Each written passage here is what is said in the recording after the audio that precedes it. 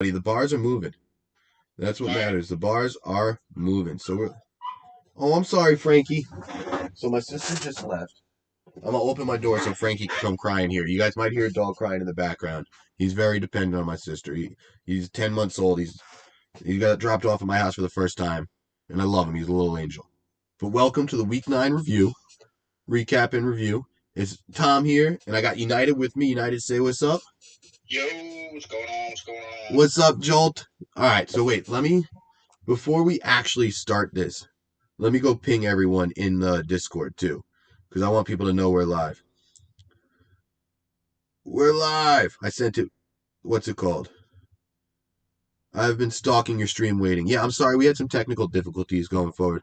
Oh, it sounds like my brother's still here. I hear his footsteps. All right, we're live. I'm going to send this in the Discord now. Share too. Oh, no, not general. Oh, I got to share. I got to get better at sharing in Discord. Sorry about the hold up, guys. I just want to put this in the now streaming so everyone gets in. What's up, Arceus? How you doing, kid? I appreciate you. Whoever just followed. Oh, thank you for the follow, man. I think you're my 38th follower. Wait, United, can you say something? United, did I hang up on you? Yo, check, check. Test. Can you hear Test me? 1 2. I hear you fine. Bhanny? Yeah, Bhanny, can you hear No, him no. now? Can you? No. I'm talking. I can hear you, dude. Yeah, Jolt says you could hear him too. I mean, he could hear you too. Yeah. All right, it's coming through my phone audio, so maybe when I moved my phone out of the way real quick. Sorry about that.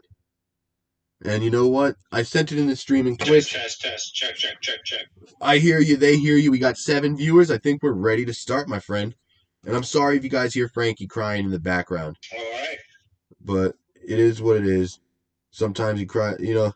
My sister was like, "Yeah, he's gonna cry when we leave right away," but nothing we could do. And boom, boom. All right. So the week 9 review. Let's get right into it. All First, right. first match we got Smurf versus Alpaca. And dude, I love Alpaca's streams. He had the same record as me. What's up, Pops? I see you in the chat now too. And he was he had a great record, great season last year. He beat me in the playoffs.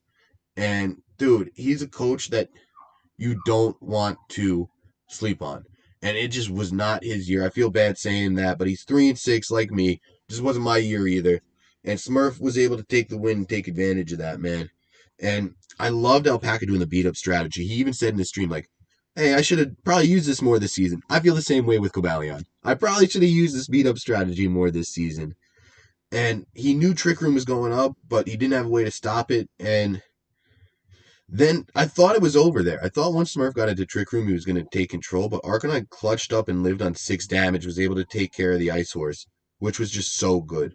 And then the story of game 2 was Smurf and saving his Dynamax for the late game. Once the Ice Horse came in, it was just able to snowball Smurf to the victory. It was a close end game. I'm not saying it wasn't close in the end game in game 2. I thought Alpaca had it at one point, but the Grim fake out into the Surfetch and then the Reflect going up, it was just too much. And Alpaca wasn't able to come back and get the damage output he needed once the Reflect was up too. In game 3, what's it called? Primarina was super strong. Arcanine Max was probably the right move, but Smurf came prepared. The Rain Dance on Sableye to make sure this Max Flare does less into Glastrier, activating the weakness policy too. It's like, god damn, man. Smurf played wonderfully. And again, against one of my favorite coaches. I'm excited to see what Smurf does in the playoffs, and I can't wait to see what Alpaca does next season. And United, I've been filibustering a little bit. You got anything on this match? Yeah. That game 3 ending, it made me laugh in a way because if you remember Smurf last week, he made a play, and people in the chat were like, Smurf, why are you making that play? And he said, it's a proc weakness policy. Yeah. And the next week he finds a way. And the rain dance on Sableye was really, really nice. Like, Smurf didn't make the playoffs. Fuck, I'm sorry. What'd you say? No, I said I can't wait to see what Smurf does in the playoffs. He didn't make the playoffs. So that's a brain fart on me. I'm sorry to interrupt you. No, you're good. That was a really good play though. It shows like the kind of player Smurf is. He said this is his first year playing VGC, and for your first year, um, the way his play style, he's a really good player, and he's only going to get better. Yeah. That Grim Snarl with the reflect, and even without the reflect, 4 times boosted Arcanine still couldn't KO that Dusclops, which is insane. That Pokemon is just insane. Like you're +4 hitting a stab move with Arcanine, whose attack is nothing to sneeze at, and it's still. It wasn't. I don't even think it was in red. I think it was in like low orange, Yeah. which is like crazy. Crazy Pokemon. I think Smurf could have maybe had, or Alpaca possibly could have had game 2. If he Yeah. protected, if he protected, seeing if he had fake out, he went for a risky play and he did have fake out. So I think that kind of bit him in the butt. But it was a real close one. Even though his Glacier was burned, it still was just doing so much damage because of that snowballing chilling day. That's a scary combo. As everybody knows who plays rank ladder, the Ice Horse and Dusclops combo is No joke. really good in ladder and in draft league. And that, yeah, his Ice Horse had 23 kills this year. Shout out Oh my Smurf god. Ice Horse.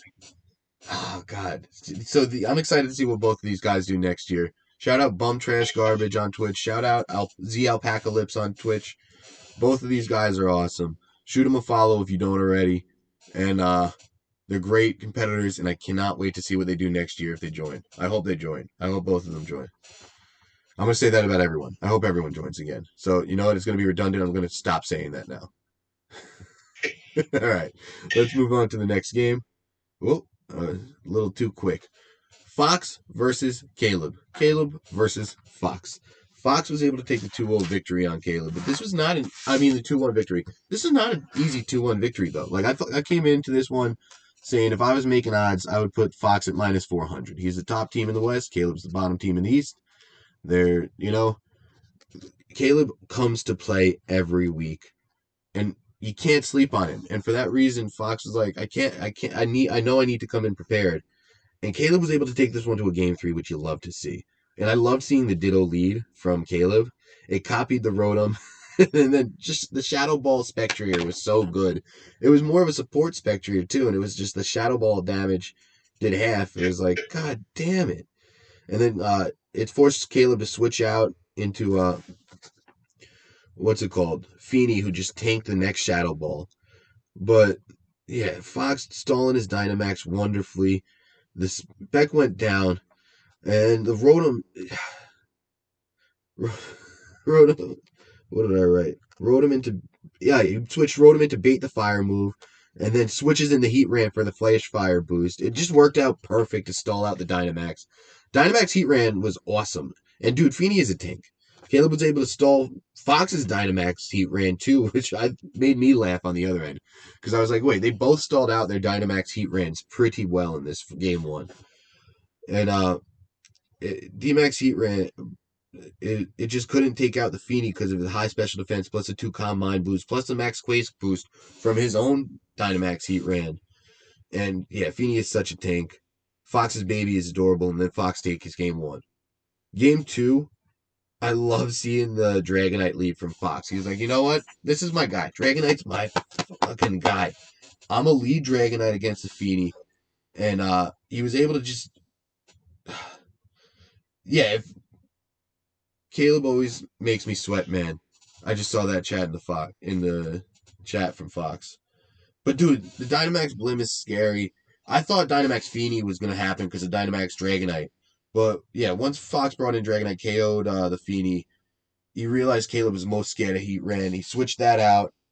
And I thought Fox was going to take game 2, but Ferrothorn just made the right plays. And game 2 came down to P2 and Ferrothorn versus Heat Ran and Drought and Trick Room. And I thought Fox had this in the bag, but the Trick Room body press was just too much. Yeah.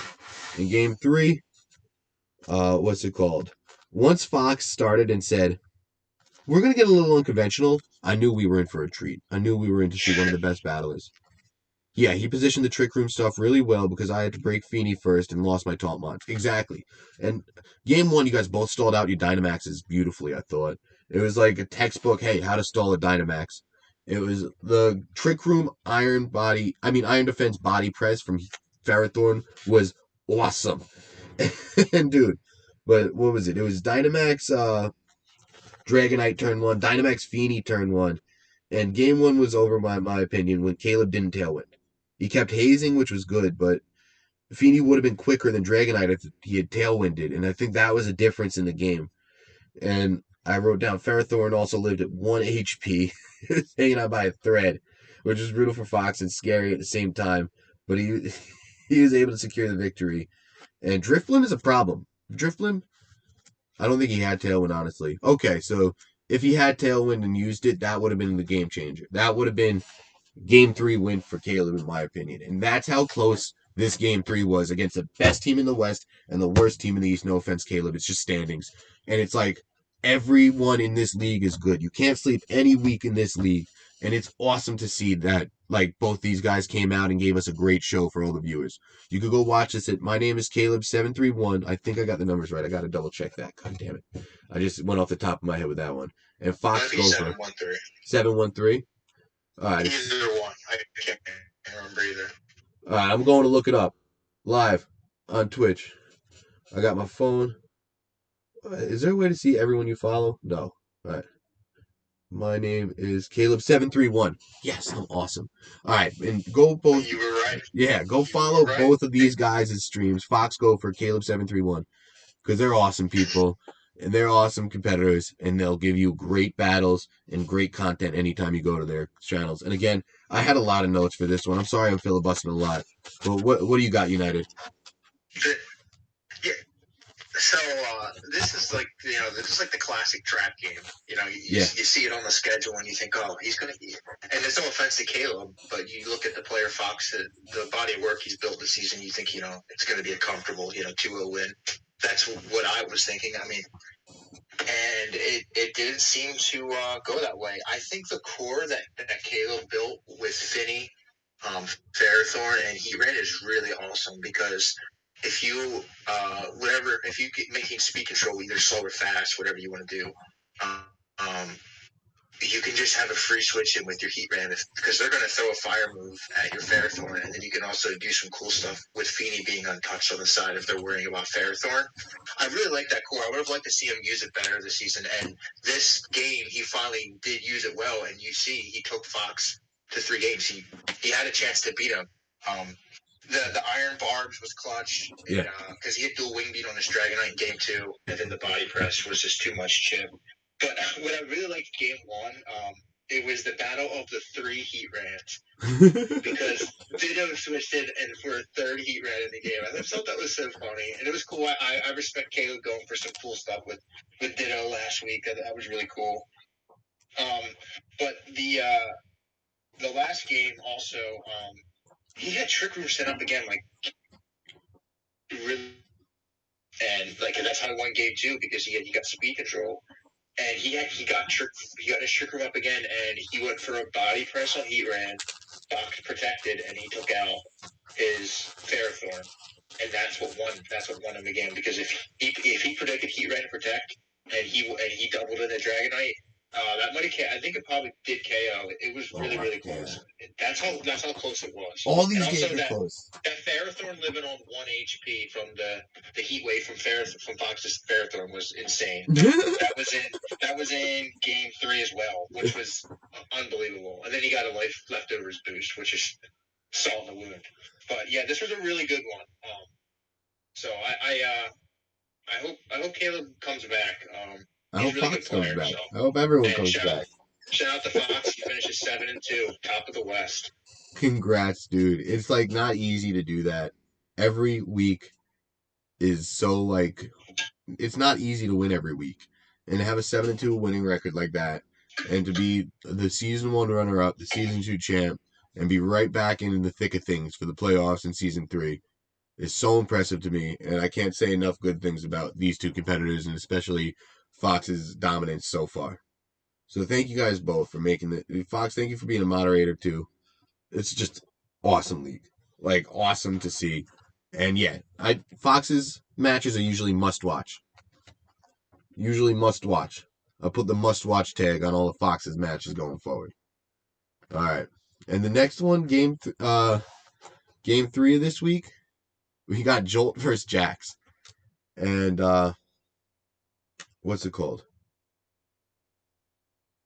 Oh, I hear the dog crying again. Jolt sent me notes, and they're pretty funny. The great Joltiade was nervous going into the match with the Dialga Demons. he, had, he had to hold strong in preview, and I was trying to catch him off guard by not bringing in the Togekiss. So I decided to bring Mamoswine Torcat lead, which accounted for everything except for Mental Herb Dusclops. But I knew he wouldn't bring that bold of a strat game 1. So when the match starts, he leads Raichu and Cinder. I'm worried about Max Pyroball from Bhanny, but I knew it would survive. I would survive, and I had nothing to switch in at -1. It should do like 3/4 damage to my health.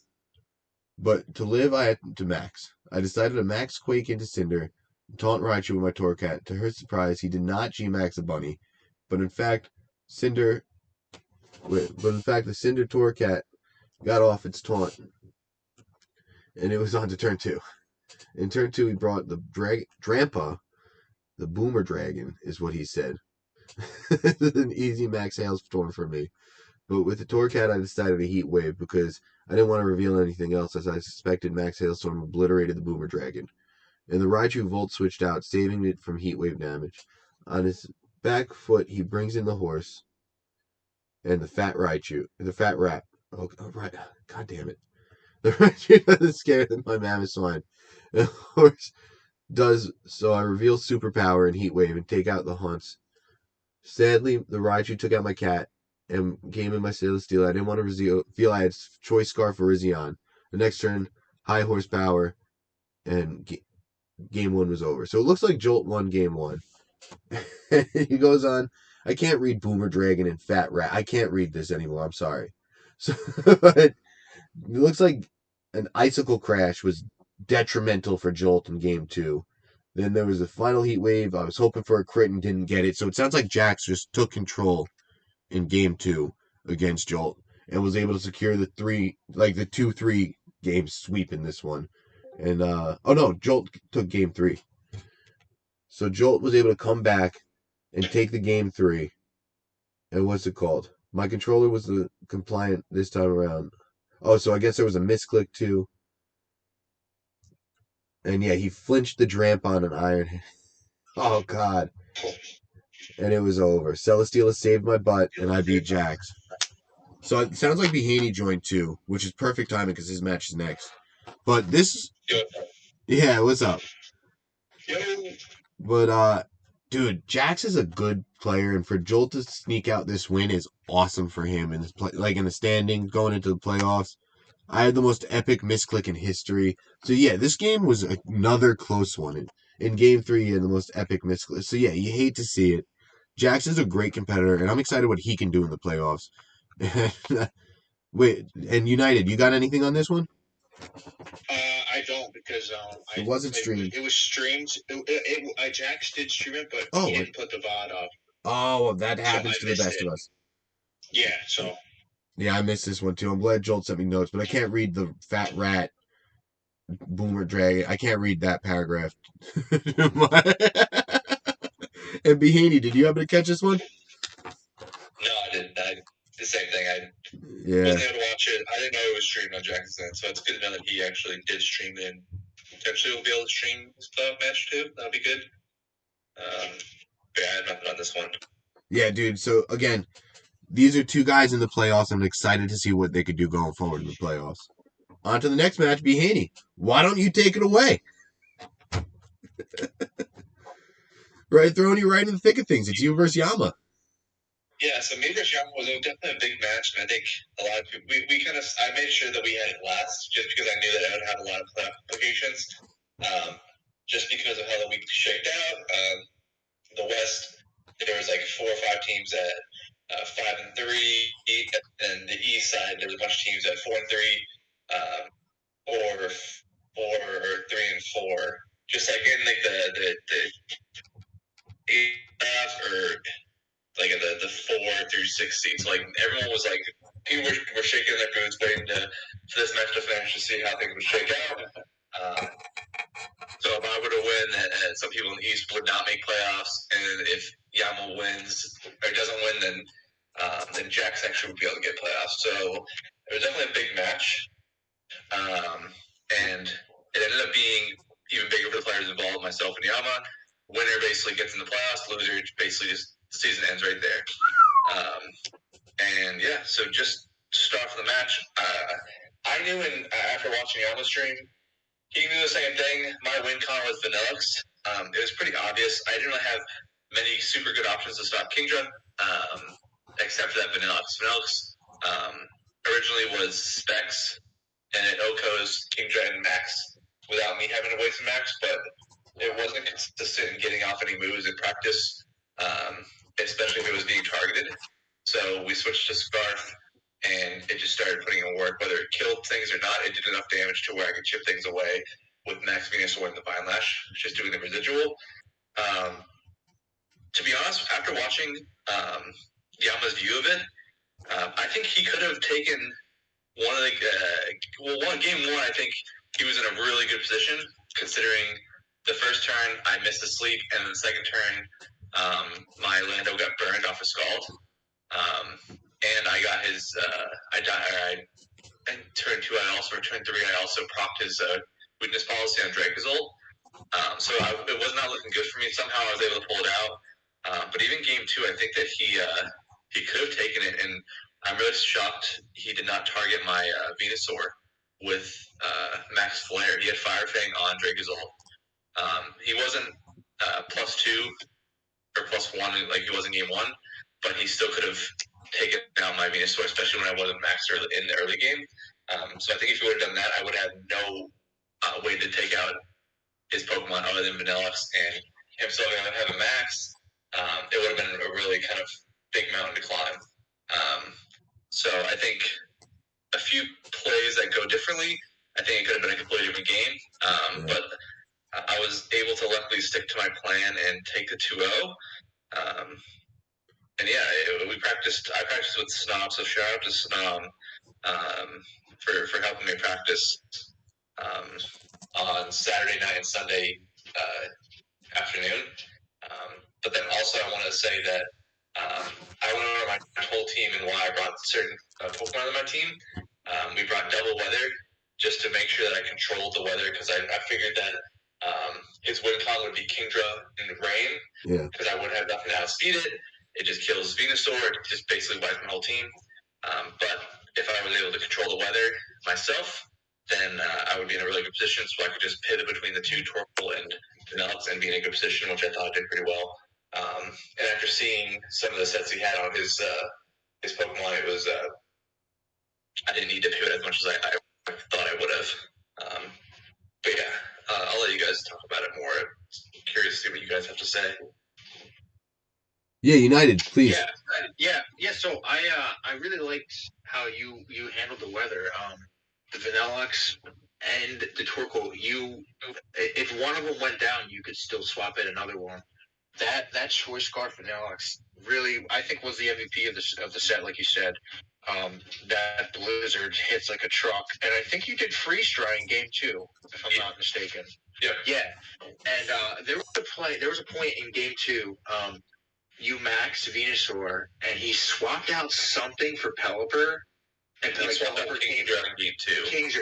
Game 2, and that's what wrapped up your game 2, because a Vine Lash it wasn't sashed, and I think the switches he made, like you said, they were risky, but you predicted them well, and that was a really, really turning point of that match. But also, Old Faithful throughout the whole season, that body press Torkoal is so nice in the end game with that defense stat. I was surprised. I was surprised about the Dracozolt with the Fire Fang. I thought that was really, really cool. But yeah, if like you said, the Fire Fang, if you would have went for the Venusaur, I think it could have got real hairy at that. Yeah, I think he would have been in a much better situation. At least game 2. Game 1, I think he knew he was in a good position, and he just kind of threw it away after he switched out Dracozolt for I think Urshifu, and it just or maybe Vanilla aired Pelipper to get weather, and it just ended up not working out. But game 2, I think if he kills the Venusaur, hits it before rains up, then he kills my Venusaur, and I'm in a really tough spot because he still has his max. I don't. But yeah, I want to mention that I don't think Torkoal lives the Max Quake from the Dracozolt, or along with the Scald, even though it's in Sun. If I don't have Citrus Berry, that's probably I think before the Quake, and then or after the Quake, I can't remember which one. And then if I'm also was 2v2 max defense with plus nature defense, so I can live a hit from Dracozolt, which obviously I did. But if I'm not that, then I think I just die, and it puts me in a bad position there. He had a lot of physical attackers on his team, so I figured that would be a good set to run.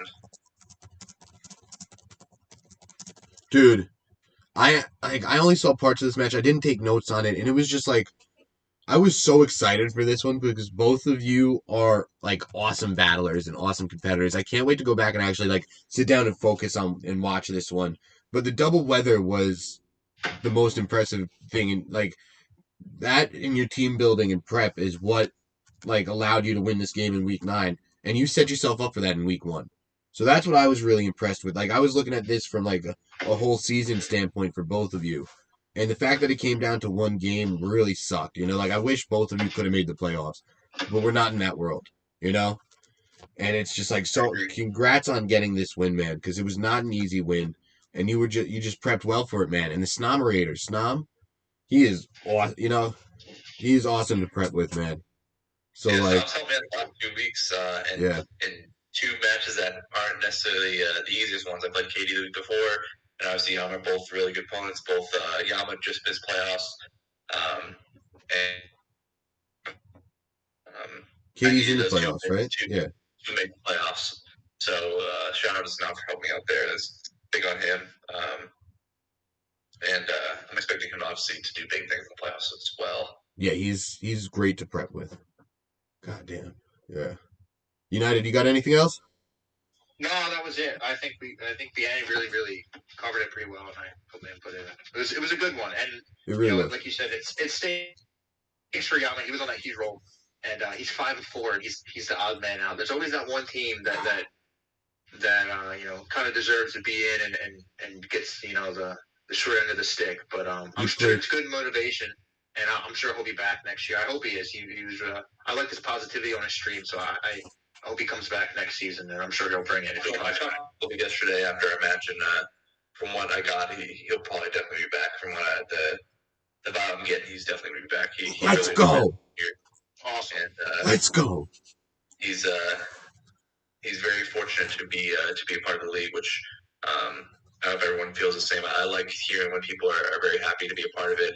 I've had a couple people reach out to me through DMs, and it means a lot when stuff like that happens because it means it kind of shows that what we're doing here is creating a good. Shit, are you cut out? You cut out when I think you were going to say community. Yeah, I was saying it shows when people reach out to me saying that they've enjoyed their time and they're happy to be a part of this thing that we're doing. It shows that we're building a really solid community here. Dude, I love it. I feel the same way, man. And I want everyone coming back next year. They want to come back. Yama streams are some of my favorite to watch when I go back and watch VODs for the recaps and whatnot. So it's like I'm so happy to hear he's coming back. I just like fist pumped it. Like I'm so happy. That's the best news I've heard all day. And shout out both your Twitch is bhaney_27. I believe Yama's is Yamagoo. Go shoot him a follow if you don't follow him already. And they are both awesome battlers, and they're gonna have great battles coming up in the future. And this next match, we're moving on to the next one. I actually missed this one. It was Koji versus Jade. I went back to Koji's stream. It was like 1:30 last night. I was like clicking through, and I just couldn't find it. I should have asked him for the timestamp, which United did. So United, I'm gonna let you take it away. Yeah, so I had ran into that same problem. I was like, dude, am I blind? I can't find it. But shout out to Koji. He sent me the timestamp, so I watched it. And Jade won 2-0, but it was a really cool one. We got to see a Max shiny Scizor, which I thought was cool on Jade's side. Let's go. Just just it got Oko turn one, but that was in the end game. So what happened in the end game of game one? Jade, he preserved his Dynamax, and he had Scizor, and uh,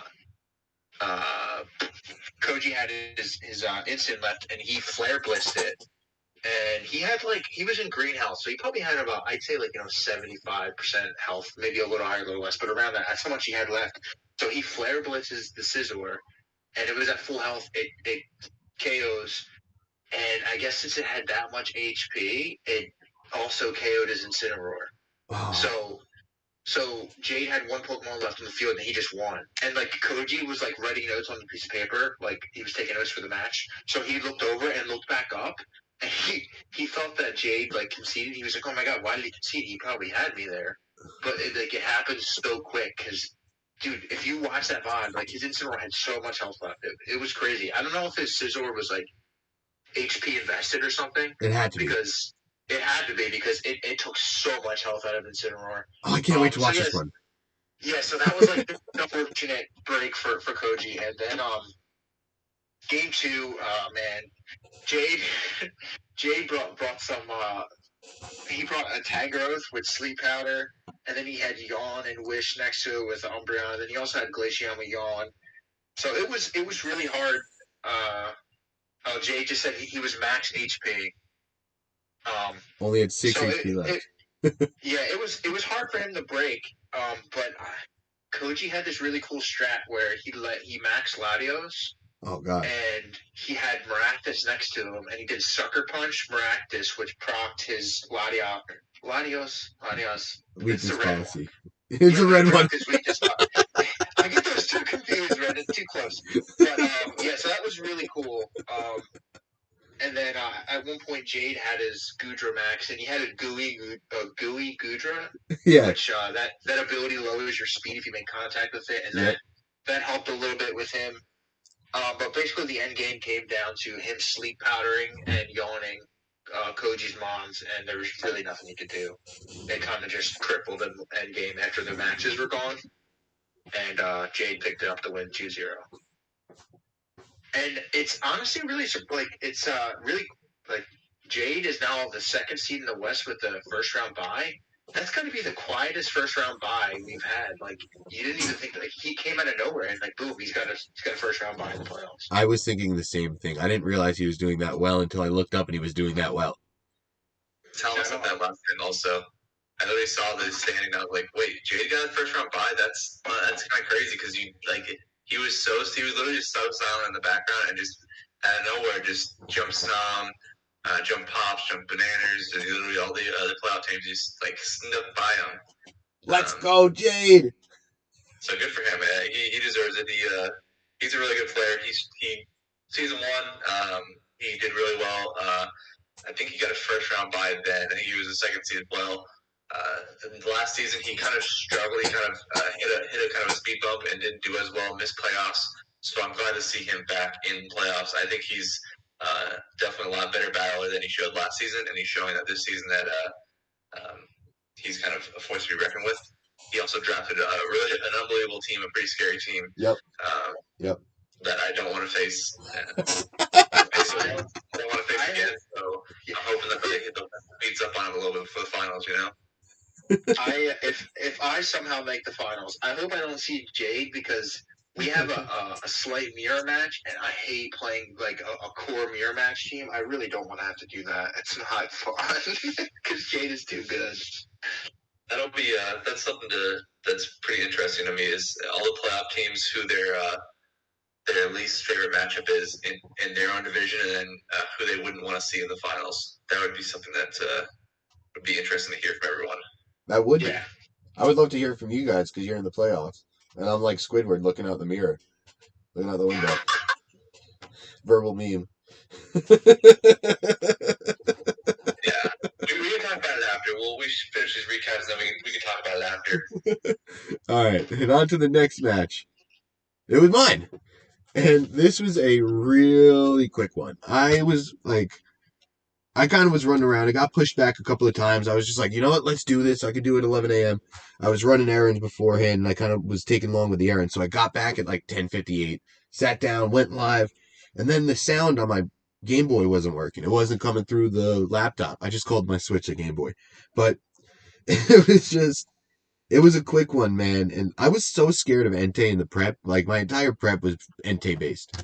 And in hindsight, that's part of the reason that I think I'm 2-7 because I wasn't prepping right. I was just focused in on one Pokemon instead of looking at the whole roster, and the whole roster is what got me. But I brought the Sokenteleon again. I brought the Rillaboom, and he had the Clefairy, which was just able to like really help him out there. It was the redirection was really the best counter to my team because I love the Colossus weakness policy strats. I loved the Cobalion beat up strats. I loved a lot of the strategies that involve procking a weakness policy or self procking yourself. So game one went quick, and game two again went quick. It was really good on his end. I'm on to Cincinnati. I'm excited for season 4. This is my going to be my third. No, this was my second season. Next season is going to be my third season, and I can't wait to see how I improve. I got to draft a better team. I feel like my roster was good. I made some critical mistakes throughout this, and Tyros was able to take advantage like a lot of the other people in this league. So shout out everyone I played this year. I played both of you this year. You guys beat me. It was a lot of fun. You know, I had a lot of fun even though I lost a lot of games. And I'm excited to come back and punch you all in the throats next time. So, do you guys got anything on this one? Bhanny, I'll go to you first. I got behind on this slide for some reason. Okay, this one. No, I think that both you guys definitely wish you would have had a more successful season. Exactly. I know Towers was really busy with school stuff, which I can kind of relate to. And I know that he's better than what he showed from last season and just prepping with him. And then same with yourself. I think that Thank you. that things could have gone a little differently with you. There are a couple games that did not go your way, particularly like the Yama game, for example, like a loss on, I don't know if it was a crit. I think it was a crit. Yeah. Where you like, if you would have hit a freeze dry, you would have won against the Dragozolt. And it was a crit sucker punch. Yeah. But, you know, just like you said before, you can't win them all. It's really hard, especially in Pokemon and in a draft league. It's really hard to be consistent, and I think that's where you have like an extra level of like the next level of competitors, where you have someone like Fox, for example, who's the former champion in season 1, runner-up season 2. Oh, yeah. He's got the first seed in the West, the better division of the two, probably. I think most of us can agree, just based off of records. Yep. In season 3, like he's probably the most consistent player, and that's super hard to do. And for myself, for example, the last 2 seasons, season 1 and 2, I finished in the top 2, but this season I struggled a little bit, so it's super hard to stay consistent. And for you, for example, your first season you made playoffs. This season you kind of faltered a little bit, but it doesn't mean, for example, you're not a bad battler or you're not going to be back in the playoff hunt next season. So I have high hopes for you. I think that. Huzzah. And I think I would agree with this for myself, is that I probably learned more about myself battling this year than I did the first year, just because of all the failure I had and all the losses I had to take, because it makes you sit back and learn about everything that you could have done differently. And it makes you kind of take a hard look in the mirror and try to figure out what you did wrong. So I think you're going to benefit for it for sure. And I think that it's going to be, it's just going to mean big things for you for next season. I appreciate that. That was very eloquent. Thank you. I think United could probably attest to that as well, considering the first 2 seasons were not as well as how he performed this season. I think we saw his hype video, and he struggled last season and was disappointed, but then he came back and was just a completely different player this season. Yeah. So like it literally, any season, it's anyone's game. Doesn't matter how good you are. Doesn't matter anything. It definitely helps if you're a better battler and you have more experience, but draft league, anything can happen. Literally anything. Exactly. Yeah, I agree with what you're saying. I know Tom can echo this. Preseason, I told him, I said, my goal is to try and get more consistent because I barely snuck in the first season, and the second season I went 4-7. I had a good core of a team. Kind of locked myself into a certain strat. If you looked at my team list, you'd say, okay, I know he's bringing all these mods. There's no way he wouldn't. That was my goal this season. Just trying to be more consistent, and it's hard because the people in the league are good. So, and we got 12 new good players too. Yeah. Oh, before we move on to this match, I just want to shout out two Pokemon on Tyros' squad. That Stack Attacker that he got up in Trick Room was a force. Was just a force. I had no way to stop it. And that Dust Noir, even though it's not Dusclops, it's still really, really bulky. And when he Will-O-Wisp your Max Rilla, I thought that was a really good play because it stalled out and nerfed your Max, and he could just kind of dictate the board positioning after that, which was really, really smart play by him. Dude, he really just freaking was playing awesome this match. He said once he soaked my Stack Attack, I knew I had the game because the Rillaboom was burnt. And he was right because I shouldn't have soaked the Stack Attack. I think Grassy Glad would have done more. I should have tried a close combat with Cobalion. There's so many things shoulda, coulda, woulda, but he played awesome and took advantage of every misplay on my part and was able. His team is awesome. I love the 4 trades he made at the trade deadline. I wish he made them earlier, because he had fun with that team too. So it's like I can't wait to see what he does next season. I really hope he could join. I know he's going to Japan, so I hope it works out. But yeah, this was a fun match. Again, I always have fun playing. So shout out Tyros for being awesome. You can watch his streams at let me get the right name. Tyros 1325. That's it. 1325. So check him out there. And if you stumbled upon my streams here, thank you very much. And let's move on to the next match. Before we go on to the next match, I want to shout out Tyros. I don't know. I talked to him a little bit yesterday. I don't know if he's going to be playing next season because he's moving to Japan. Yeah. But he's always obviously welcome back here, and we love him here. And shout out to him. He literally, and same for a few other players in this league. He's someone that literally will drop most of the stuff he's doing. If he's free, he'll literally make time to battle with every single person. It doesn't matter if it's one person. It doesn't matter. The 2 other people instead of his opponent that wants help. He literally made the time for it, and he just loves this stuff, and he loves helping and battling. So shout out to him. He's a great dude.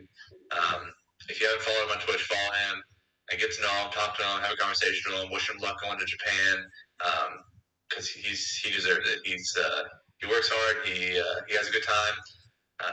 Loves his beer, and I hope they have enough for him in Japan. Oh, they will. And I hope they have Wi-Fi over there. Yeah, he's a beacon of positive energy. I love talking to the dude. I think he's someone that's the perfect person a perfect role model, perfect person to kind of emulate if you're trying to figure out how to act and be kind of carry yourself in a certain league like this. I think he does a great job. Hoorah! I agree. Shout out Tyros. Yeah, buddy. Love us some Drunken Rusty. I love it. All right, so on to the next match. We got Silver. I don't know if we've seen much of Silver Rusty. What? I was saying, I don't know if we've seen much of Silver Rusty around here. Yeah, the next match, though, we got Silver versus Andrew. And, dude, both of these guys are awesome. I was so excited for this game. And, Andrew's I think he hasn't played a lot of streamers. He doesn't stream himself, so I'm always excited to see Andrew's team play. And Silver's one of my favorite streamers to watch. He's awesome to watch. If you go watch his streams at SilverBroom100, right? That's the numbers at the end, 100. I think he's live right now if you want to see some Super Smash Brothers. So you can pull up both streams. Don't leave this one yet. I'll try to I'll do one of those things where I try to raid his stream after if he's still live. But, dude, I love the Bisharp. And there was, so much cool tech going on in this one. There was a Disguise Mimikyu. There was a Leech Seed on Ferrothorn. There was a Trick Room, then a Reverse Trick Room, then Trick Room again. And I was just laughing at that in game 2. There was so much going on. And the Dynamax Kingdra was just so impressive, man.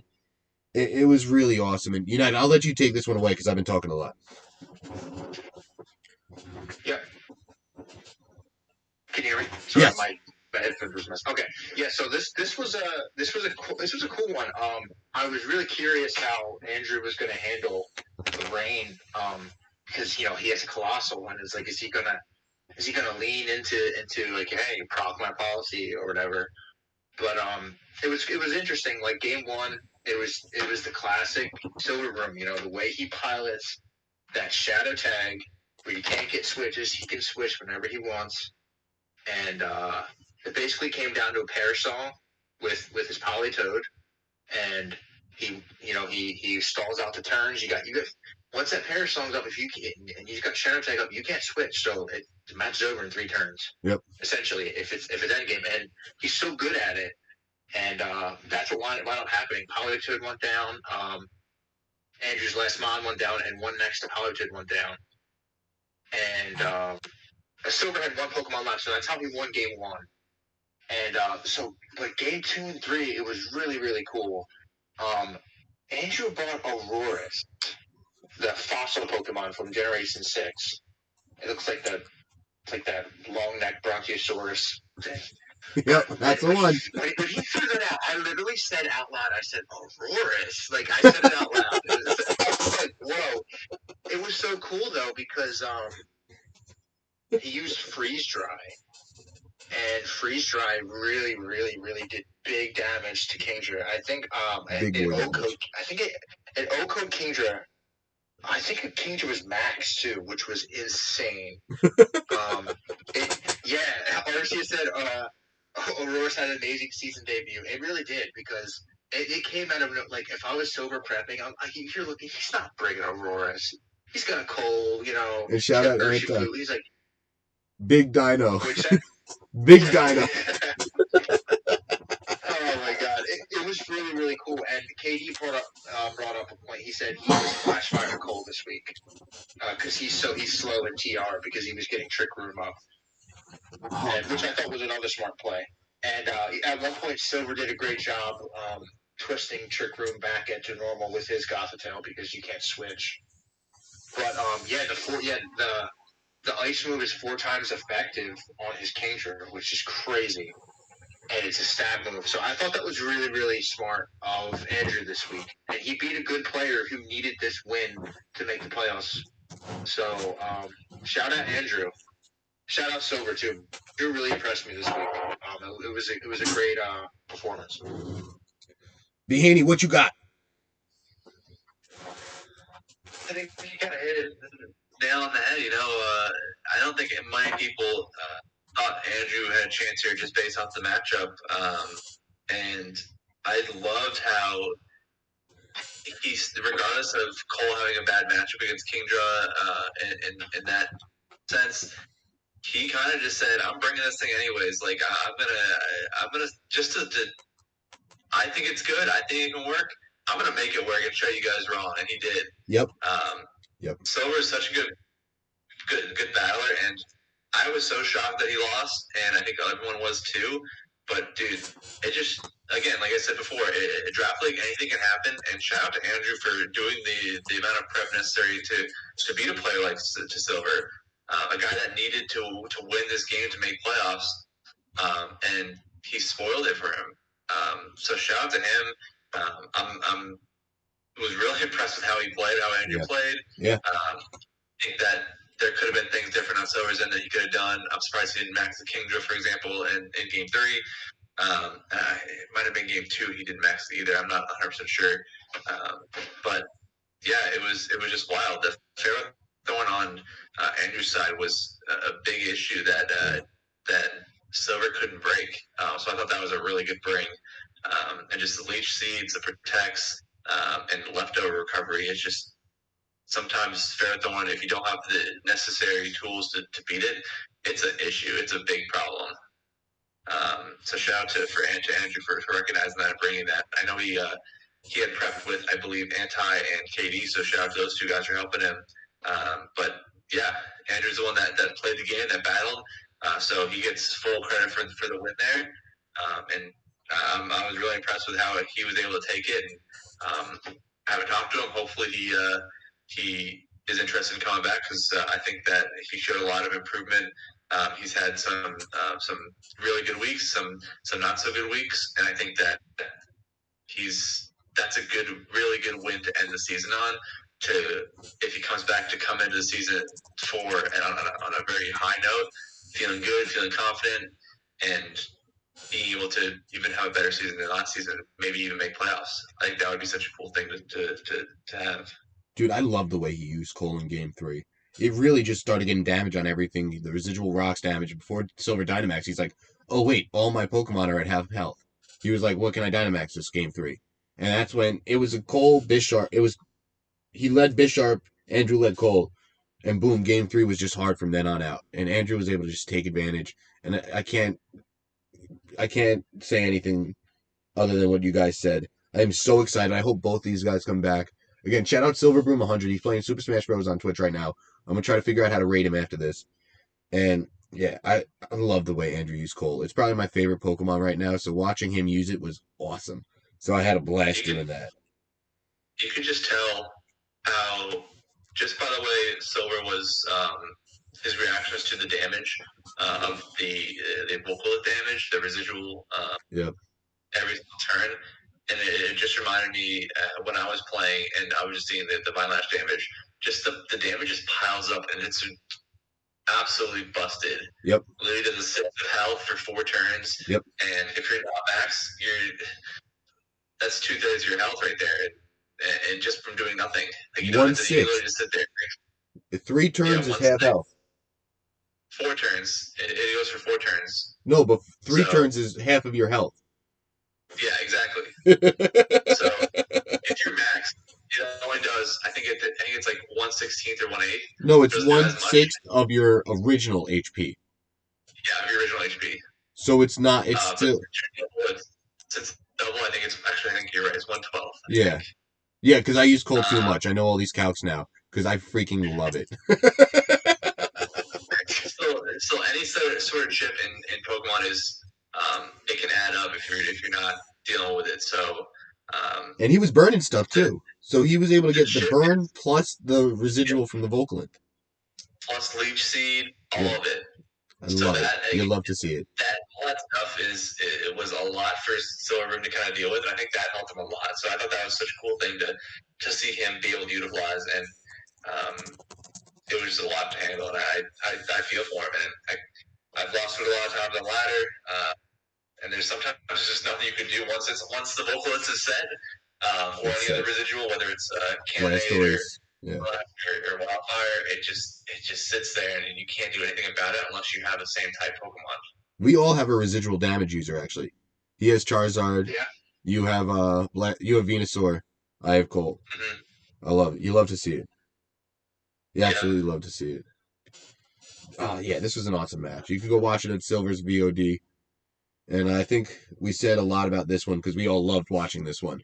So that just says a lot about both these competitors. And let's move on to the next one, which is United. Oh god, United versus Tank. United was able to take the 2-1 victory, and United, why don't you take it from here?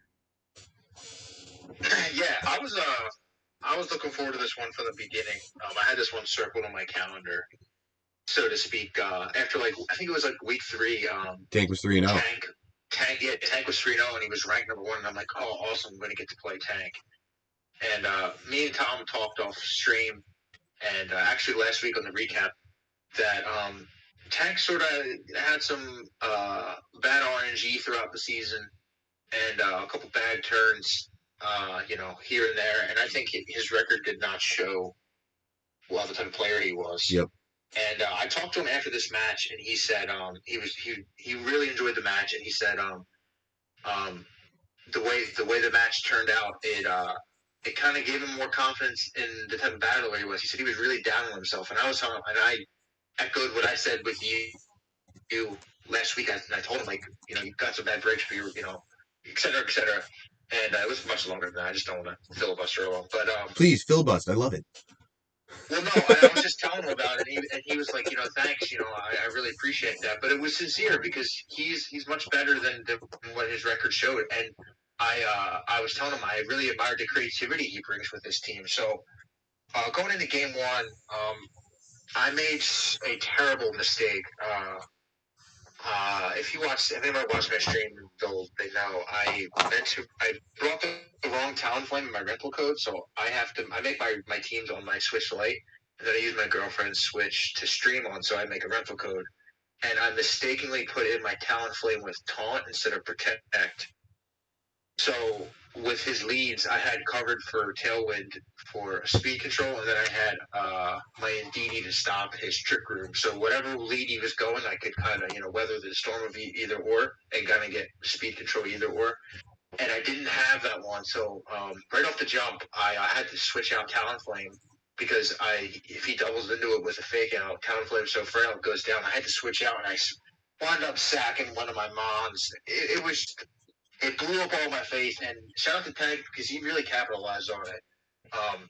That Pheromosa hits like a truck, and it KO'd my Indeedee, and then he just started rolling. He maxed his Hitmontop, and which I thought was really cool. And I did, and like that's what I'm saying, the creativity. I would have never seen a max Hitmontop coming my way, and he KO'd my Talonflame the next turn with the max Rockfall.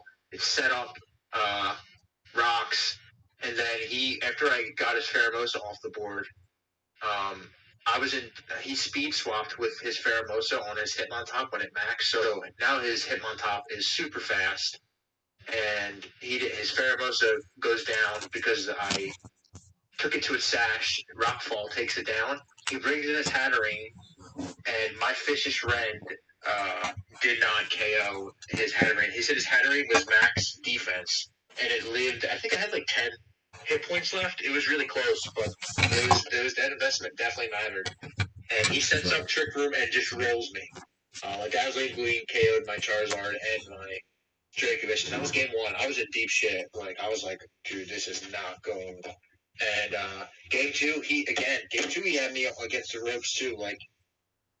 He had his Hatterene maxed, and I was in a good position if I just connected with his Hatterene because it was in low health. And I got a double confusion.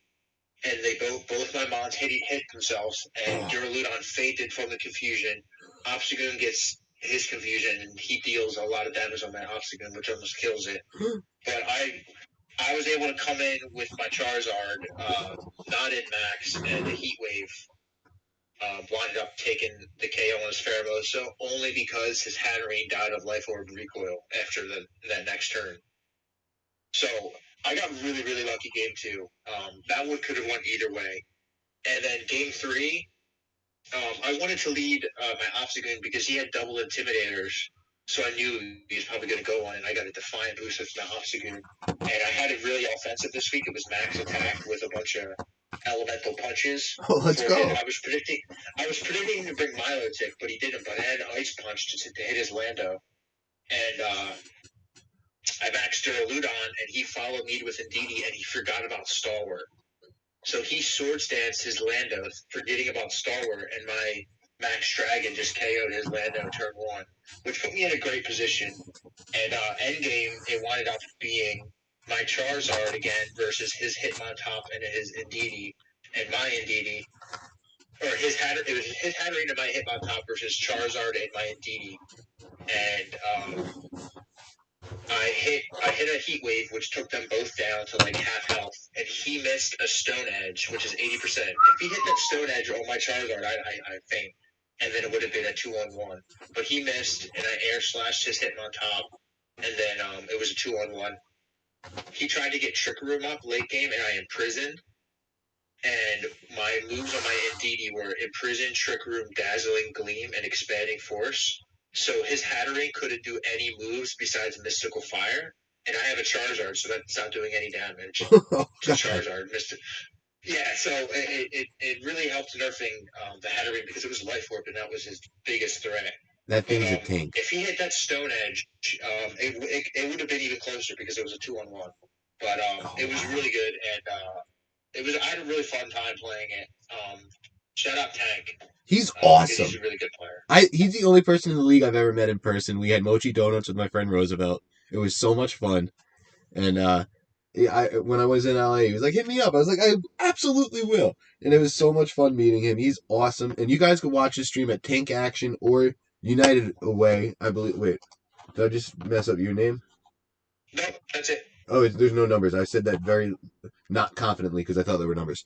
But dude, like both of you guys are awesome competitors, and I can't. This is actually one of the matches I missed, and I told United I was like, hey, I'm watching all the matches back. I'm gonna invest on the surprise in the PowerPoint later. So you're gonna have to take over. And dude, thank you for explaining this match because you did a wonderful job, and I can't wait to watch this one now.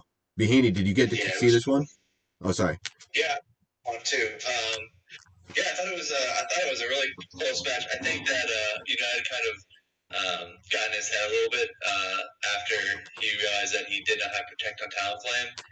It did affect him in game one, other than from a mental aspect, because he was able to. He switched it out and from a fake out, and so he preserved the health on it, which a Protect would have done, and then the other slot got attacked, so he wouldn't have gotten KO'd anyways. But and then he was able to bring it in the next turn.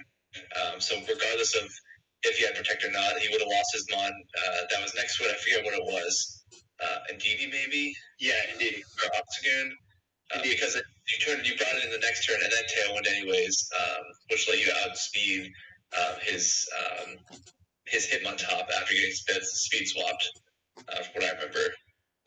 But so I think more so than not that not having Protect just mentally it hurt you more than actual in the game, and it affected you game 2 and 3 because you thought that you couldn't bring it, which you didn't, and you were able to adjust obviously, and I think that was a good adjustment that you made. I think the Duraldon was a really good bring. I thought it was really been big in this matchup, and I was super surprised that you got the Defiant boost. I think it was game 2 or maybe game 3. You got the Defiant boost on Obstagoon, and you still maxed Duraldon, and I was thinking, man, I would have maxed Obstagoon 100%. You got the attack boost, but the Duraldon max was 100% the right play after watching it play out. Uh, and I thought that was super impressive because you'd probably done more research. Obviously, it's your match, so you do more research beforehand, more prep, more calcs, so you know what does what. So I thought that was really impressive. And then on Tank's end, it was crazy just seeing that no one I don't think ever would expect a max Hitmontop. And I think it probably had a rock slide on it or Stone Edge, like you said, Stone Edge.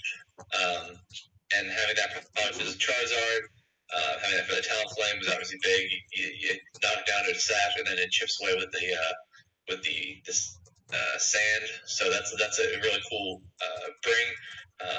And yeah, the miss in the Stone Edge was definitely unfortunate for him. Really, it obviously played out really good for you. You get a win out of it.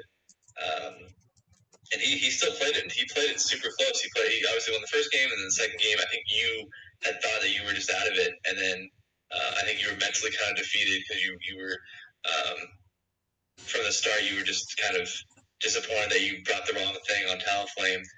But you stuck out of it game 2, and then game 3 you kind of regrouped, and it seemed like you were kind of back to your regular self, where you were just like confident. You kind of figured you were in a better position, thinking, okay, this is what I'm going to do to pull my best foot forward. I'm going to forget about what I did game 1 and 2, and I'm going to just win, and you did. So I thought that was it was impressive, and it was cool to see kind of it all play out. Yeah, I think that was my first time really getting tilted in this season on myself. Like I've lost 2 matches this season, but when I lost them, I wasn't taking myself out of it. I was just playing, and I made wrong plays. That was just on me, but it wasn't me. Just constantly just focusing on one error, yeah, thinking about it now, you brought good points. It didn't matter as much as I thought it did. It mattered just more just the mental side, where it's like, man, I didn't bring it. It just kind of put you in a little funk, and I think that it took about 2 games for you to get out of it. But then the third game came around, and luckily you got a third game chance, because who knows, you could have taken game 2, like you said, and it just played out how it was supposed to play out. Everything happens for a reason, and you got the game 3. You were able to shake off the little funk you had, and you came back hard. So I thought that was really, really good. And we've seen it throughout this whole season. I've had issues. I've had things where I can get upset or either on myself or tilted on a certain thing, whether it's me bringing a not mid-speed torque goal against Tom and thinking I might lose because of that, or something similar to that, or like last week when I played KD and him losing after KOing both my mons and him just feigning first and me somehow getting the win out of that. And he can attest to this, is he was mentally just kind of tilted by that, and it affected him game 3, and I was able to take game 3 because of that. It's just the mental side of Pokemon. It has a big factor in how you play games, how you make reads, your decision making. And decision making is obviously the most important part in Pokemon. You have a choice to make every single turn, and if you make a wrong choice, then good players take advantage of it. Yep. Dude, for real. I couldn't have said it better myself. Me neither. No, seriously, you hit it right on the head. I think that was Dude, perfect. for real. And yeah, there's so many things that this season, one or two misses or crits or this or that could have changed everything for multiple people, which is crazy. But all right, let's move on to the next match, which is Katie versus Snob. And Katie actually sent me notes for this one, so that's what I was looking up. I'm sorry if I was a bit distracted. I got them on my Discord up here, pulled them up on my second monitor so I could keep everything going over here. Hey, what's up, Joel? Joel just said hello in the chat. And all right, so my team: Spectrier, Meowstic, Urshifu, Savali, Mimikyu, Delmise. Snob's team was Reggie, Weezing, the Zapdos, Galarian, Mudsdale. Galarian, Darmanitan, Mudsdale, and Gyarados, which is like Snob's core 6 is awesome. It's like that; those 6 together are great synergy, and he didn't even bring the Vaporeon. But turn 1, KD leads Spectrier, Meowstic into Snob's Gyarados, Zapdos. Lead. I noticed Gyarados wasn't intimidated, so it's offensive. I had prepped for all different leads, so I knew what to do. At this moment, I used Snarl, so if he went to max Zapdos, he'll be -1 off the rip. And I used Charm into Gyarados to keep it under control, so it doesn't get boosted from Moxie. So that's when Snob made the play to switch Gyarados into Reggie, maybe thinking I would Shadow Ball into it with Spec.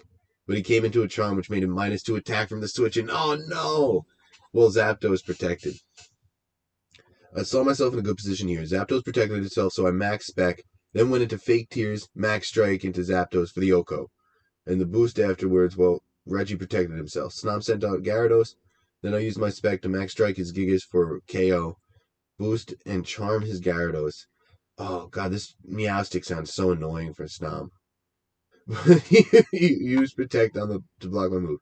Weezing came out next into Gyarados, so I used Max Strike into Weezing. It was Focus Sash. This is the only item I found out the whole game. So it lived on 1 HP, and I Charmed into Gyarados. Then it used Max Geyser into Meowstic, doing 40%. And it set up the rain. Afterward, I got hit with a Sludge Bomb into my Meowstic to bring it half. And it one more hit takes it out. My max ends, so Shadow Ball Fake Tears into Gyarados, and Max Guarded. Well, Weezing used Corrosive Gas to remove my items. Oh shit, that's awesome. Oh my god. I Shadow Ball into Gyarados, doing about 40%, and I forgot Weezing's ability. Fake Tears went after Spectrier into Gyarados. Then Gyarados attacked Meowstic for the KO, while Weezing protected himself. I sent to Urshifu and attacked Weezing with my Spec, Wicked Blow Weezing. I said, let's go! I'm gonna read this later, thank you. And then he said, game 2. I'll keep it simple. The combination of Spec, Meowstic, Charm into his whole team was lead he wasn't planning for. And when doing prep with Snom, he was telling me thinking Spec Clef, but I didn't even bring Clef on my team in the first place, too.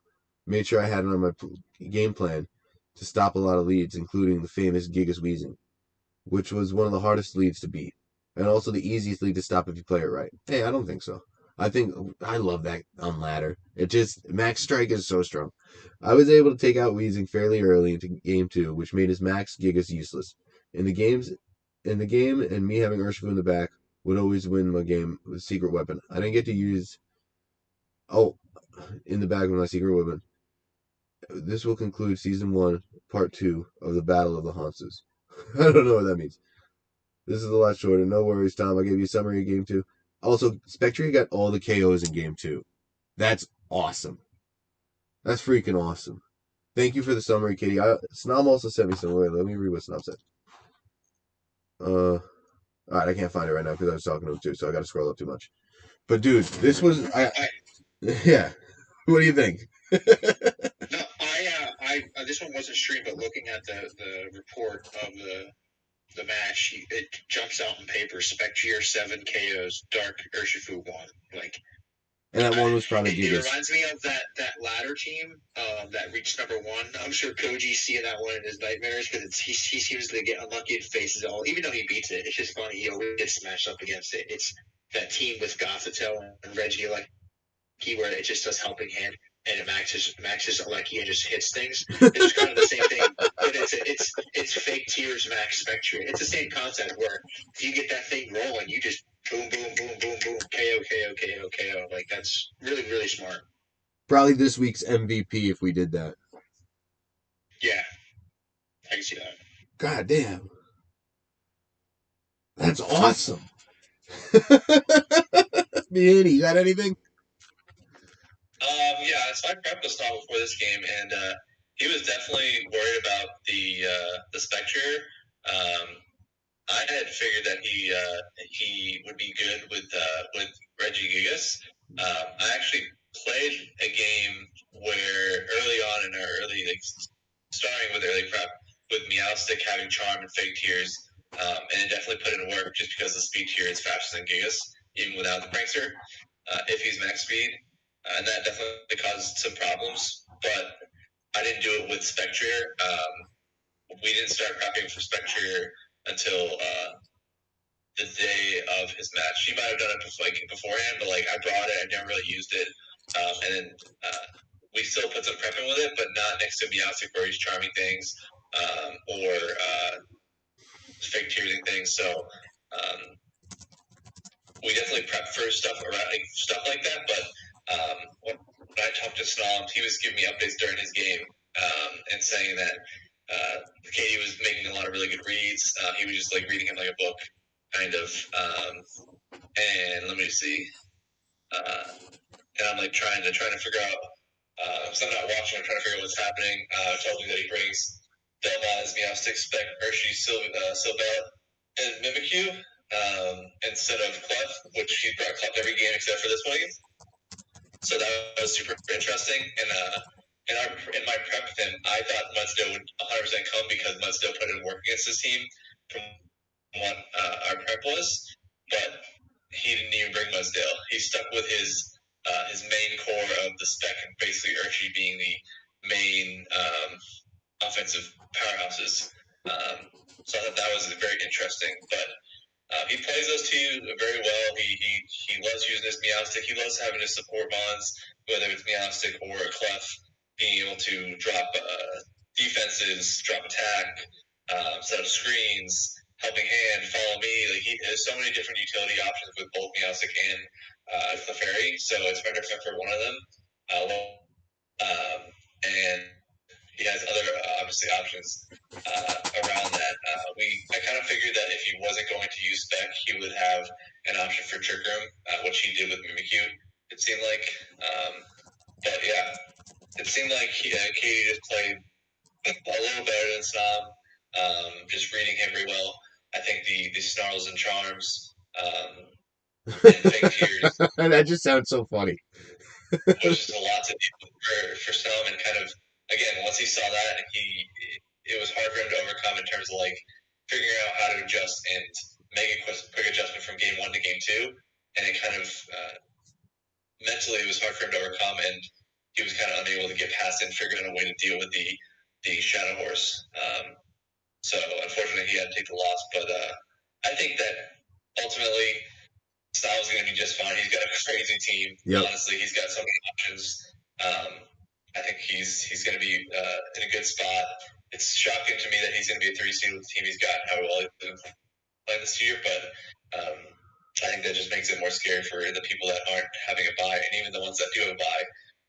Watch out. Having to play one of those guys is definitely scary. And then for Katie, this is one of the players that I think I might have gotten a little lucky with in our matches, and you can agree or not agree. I would definitely admit that he probably should have beat me, especially how games ended from our match. So I had to play him again, and he's probably out of all the players in the East. No offense to the other playoff teams, he's the one that I was probably least looking forward to playing. I'm sick of Urshifu. I want to get that Pokemon out of my head. It's the third week in a row I got to play against it. It's tough because we had just played each other last week, and we got to play each other again. So on both ends, it's kind of a mind game where it's, do we bring the same stuff? Do we have to switch it up? What worked? What didn't work? On the stuff that did work, is it going to work again? Like it's all, we don't know what's going to happen. So it's going to be crazy. And and we'll talk about that later because it's a recurring theme in the East. The other game is the same way. They played the exact same week they played week 8, and they got to play each other again. So I thought that was super interesting. But yeah, GG's to both these players. Both of them are super solid players, and it was a really cool hype match to kind of end the week. Unfortunately, I wish it was streamed, but it wasn't. That would have been a really cool match to watch just because it was really highly two high-ranked players. I thought was cool to end the season like that. And we got a couple of matches that are coming up that I wish were streamed that they weren't. And actually, I got to retract my MVP because I think it goes to someone in one of those games, but I won't spoil it. But if you saw it in the chat, thank you, shout out Arceus because that was quite funny. I had to stop myself from laughing out loud, interrupting everyone. But all right, on to the next game, which was streamed, and I'm gonna kick it to United. Let's break down this one, man. This was a good one, and I can't wait to hear you break it down. Okay, I was waiting for it to pop up. Yes, this was crazy. I'm just scrolling up. It's 17 versus Pops. I'm sorry if it's a little laggy on your end, because I just switched it on my end like 20 seconds ago. Yeah, here we go. Yep. Yeah, so this was a crazy one. Sorry. 17 and Pops, they both kind of really needed a win to secure themselves. Pops lost 2-1, but he still was able to get into the playoffs at 5-4, which is good to see because Pops played really well all season. So he with his differentials, it worked out for him for how well he played. Even though he finished 5-4, he still got in. But yeah, so this was a crazy one. Pops brought a Will-O-Wisp Incineroar this week, and I made the joke, and I was watching the stream on Pops' side, and yeah, if you're building against Pop's team and you see Incineroar, you maybe you want to try and go switch it up a little bit with physical and special attackers. I mean, he did bring Rotom, but he brought a lot of physical attackers. And all 3 games, number 17 had the same lead. It was Crobat and Urshifu. And so game 1, he tailwinds with his Crobat, and he maxes his Urshifu. And his Urshifu hits a G-Max Water Strike, whatever that move is called. And his Pops Incineroar lives in 8 hit points. And then Pops Will-O-Wisps it. So then, like, at that point, I mean, that's really, really helping out Pops there. The end game was rough too because Pops brought a Garchomp, and it had Breaking Swipe, which also is nerfing all his physical attackers. And so he was doing like a Breaking Swipe, and it would drop his attack. But that Urshifu Water move that hits 3 times, it wasn't doing that much damage to Garchomp because it was burned. Yeah. And then it has Rough Skin, so it was kind of doing more damage to himself because the Rough Skin 3 times in one move, that's like, like 40% of your hit points. God damn it. Yeah, so that's what pretty much happened in the end game, and then Pops was able to clean up. So he won game 1. And game 2, the same lead came out, Crobat Urshifu, right? So I really liked the adjustment on 17. So instead of tailwinding, he maxes his Urshifu again, and it's the Incineroar again. But Pops brought Garchomp instead with his lead. And he had Absorb on his Crobat, and he absorbed his own Urshifu and procced his weakness policy. And then So he G Max water strikes hit the Incineroar, so it KOs that time. Yep. So he avoids being burned, which was huge because if his Urshifu got burned again, he was in deep shit. Yeah. And then Pops brought in his Celesteela, which he always does very well with. But number 17 had Diggersby with Fire Punch, which was crazy. And that helps to negate some of the stuff that happens with Celesteela because it's so bulky. But to have a super effective move, it shows good prep. But the end game, Pops got him out of his Dynamax, and he wound up maxing Garchomp. And Urshifu hit him 3 times with the crit move, but he still had, he was maxed, and he had, I think,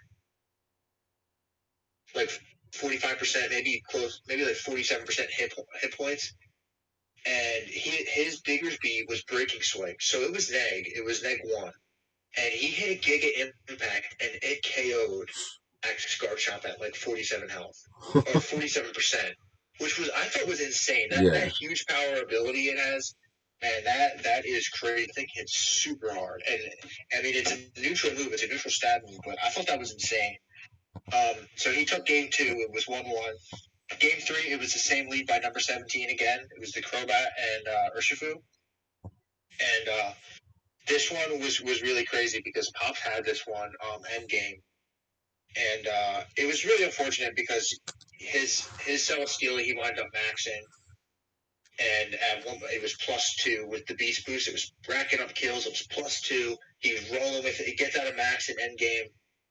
And he's staring at an Urshifu across from him and a Diggersby. And he has Air Slash, and he could have went for Flash Cannon. And he's +2, and Urshifu was not at full health. He's +2. A Flash Cannon might have KO'd his Urshifu, 17's Urshifu, but he went for the super effective Air Slash. 95%. I think it would have. It was close, but I think it would have. Didn't do the calc, but and he wound up missing a 95% accurate Air Slash. Yep. And Heat Wave. Urshifu and Diggersby KO'd, and number 17 took it 2-1. Holy moly. Pretty wild. Definitely unfortunate for Pops' end, but I definitely want to also preface that with saying that 17 got a little unlucky too. Not killing the Incineroar game 1, having to live on 8 hit points, and then getting burned. That was super unlucky. It was probably a roll that he didn't KO that thing. So it kind of evens out. Stuff like that. It's Pokemon. It happens. It's RNG. And it happens more often than not. We have these moves that are 95, 90, 80% accurate, and it's all a roll of the dice. Yeah. Sometimes it just happens, and usually they all even out. You can kind of look back and say, "Oh, I missed an Air Slash the last game. I should have won that game." And yeah, you probably should have won. But what about the first game where it was on the foot was on the other shoe was on the other foot, where you kind of might have gotten lucky with the instant living, and then I get burned. You kind of have to look at it from all angles, but it's definitely unfortunate that he missed that Air Slash because it would have given the 2-1 win. But I don't know if he would have been in that situation if that game 1 didn't happen the way it did. Exactly. Oh God. I agree. It's just crazy. Pokemon is just crazy. It's absolutely wild. And that's why you have so much fun playing. One of these players, it's not going to be the last time for anyone in the league that something like that happens. There's so many, for example, you're gaming against Yama. You lost on a last minute crit. It was wild. There are other games where Yama lost on stuff like that. He missed that Volbeat. Pops is going to calculate for the Flash Cannon, I guess. Or for something. He doesn't think it was a roll. But yeah, dude, it happens. I think he's talking about the Surgery Strikes. Yeah, it happens, man. It happens. HP. Yeah, I don't know any of this. I don't know the calcs. I'm not a calc wizard. I actually probably should do more calcs. So, and shout out Pops VGC. You can watch all his battles there. He's an awesome competitor, awesome battler. And I love watching his streams. I tell him that all the time. Yama, he's He's another a great guy I like watching too. dude. He's super competitive. He's definitely, I would say, if not he's probably the most competitive person in this league, considering he just wants to win. He doesn't care what he does. He literally just wants to win, and I respect that so much. I definitely think that I can understand him being salty after that game, but sometimes you might just have to walk away and kind of just take it on the chin and let it sit and just come back and forget about it, because sometimes you gotta do that, where you gotta take losses, and the game doesn't stop. He's still in the playoffs. He's got to come back next week, forget about this week, and literally everyone's zero that's in the playoffs. The records don't matter at this point. He's got to forget about One his best loss of last three. week It's one and best of literally three. start throwing some punches and try to make a run in the West, because he's literally got a super solid chance. He's got the team to do it. He's got the mind to do it. He can do it. And same for number 17 on his end. He's in the So East too. excited. It's anyone's game in these playoffs now. It's records don't matter. I'm so excited to see what these guys can do in the playoffs. I'm so excited. Both of these guys are awesome competitors. And yeah, I'm really excited to see what they can do in the playoffs. But all right, I think we're going a bit long right now, so let's go on to the next game, which was not streamed, I don't believe. It was streamed. I gotta go to find Proto or Banana stream. And I'm sorry I didn't watch it then. No, But this one wasn't streamed. okay, so let me go to the match stats. I just had them up. Let me scroll back down to them. Because they are something. So Blastoise had 6 kills. I'm guessing with some residual damage shenanigans. Lele had 2 on the Atlanta Dunsparce's end. Orlando Oshawott ended up winning 2-1. And for the Orlando Oshawott, Proto had 1 kill for Bronzong, 2 kills for Rhyperior, 4 kills for Electivire, 1 kill for Passimian, and 2 kills for Zapdos. Oh, Proto Pops is back in the chat with the damage calcs. Guaranteed 2-hit KO, 96%. Oh no! So you got a max roll. Oh no!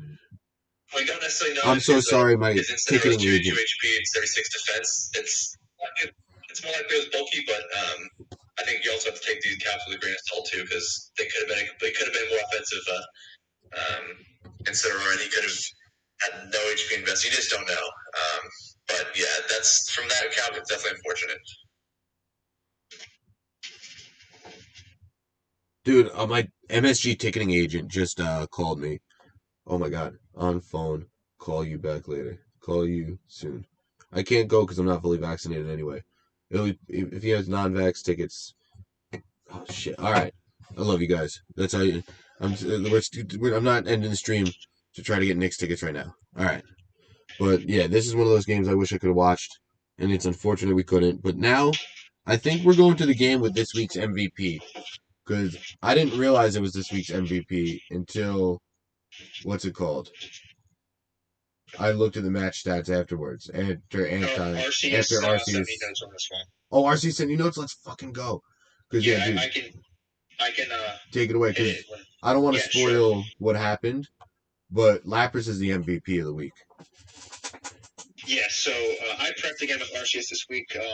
He's taken his team in stride, man. He won 2-0. He finished on a 4-game win streak after starting 0-5, which is crazy. Because Anti was he was top echelon of the East majority of the season. I'd say from about mid-season to the end, he was up there. So he didn't have a slouch of an opponent at all. And so he said first game he led at Ninetales and Gothitelle. And this week he was Flashfire on his Ninetales instead of Drought because of a Mind Blown would just power up his fire moves. So basically he protected his Ninetales turn 1 and he just trick roofed with Gothitelle. And his Gothitelle is room service. So it's slower. So his whole point this week was to make his Gothitelle slower, so he could low sweep his Lapras and proc its policy in Trick Room. And it was a physical Lapras again with Drill Run, so he wound up shuffling in his Lapras. He maxed the Lapras. He hits low sweep. and it O-code a Max Alecki with a Max Quake. Alecki still hit him, and he just pulls out Heal Pulse with his Gothitail and starts healing up his Lapras, which is Max. Which is crazy. I didn't even know Gothitail got Heal Pulse till this week while I was prepping, which was really cool. And if you're looking, Lapras also got the other 3 kills of this match. He KO'd the Cinderace, he KO'd the Lipard, and he also KO'd the Heliolisk, which is crazy. So it picked up all 4 kills. It rolled.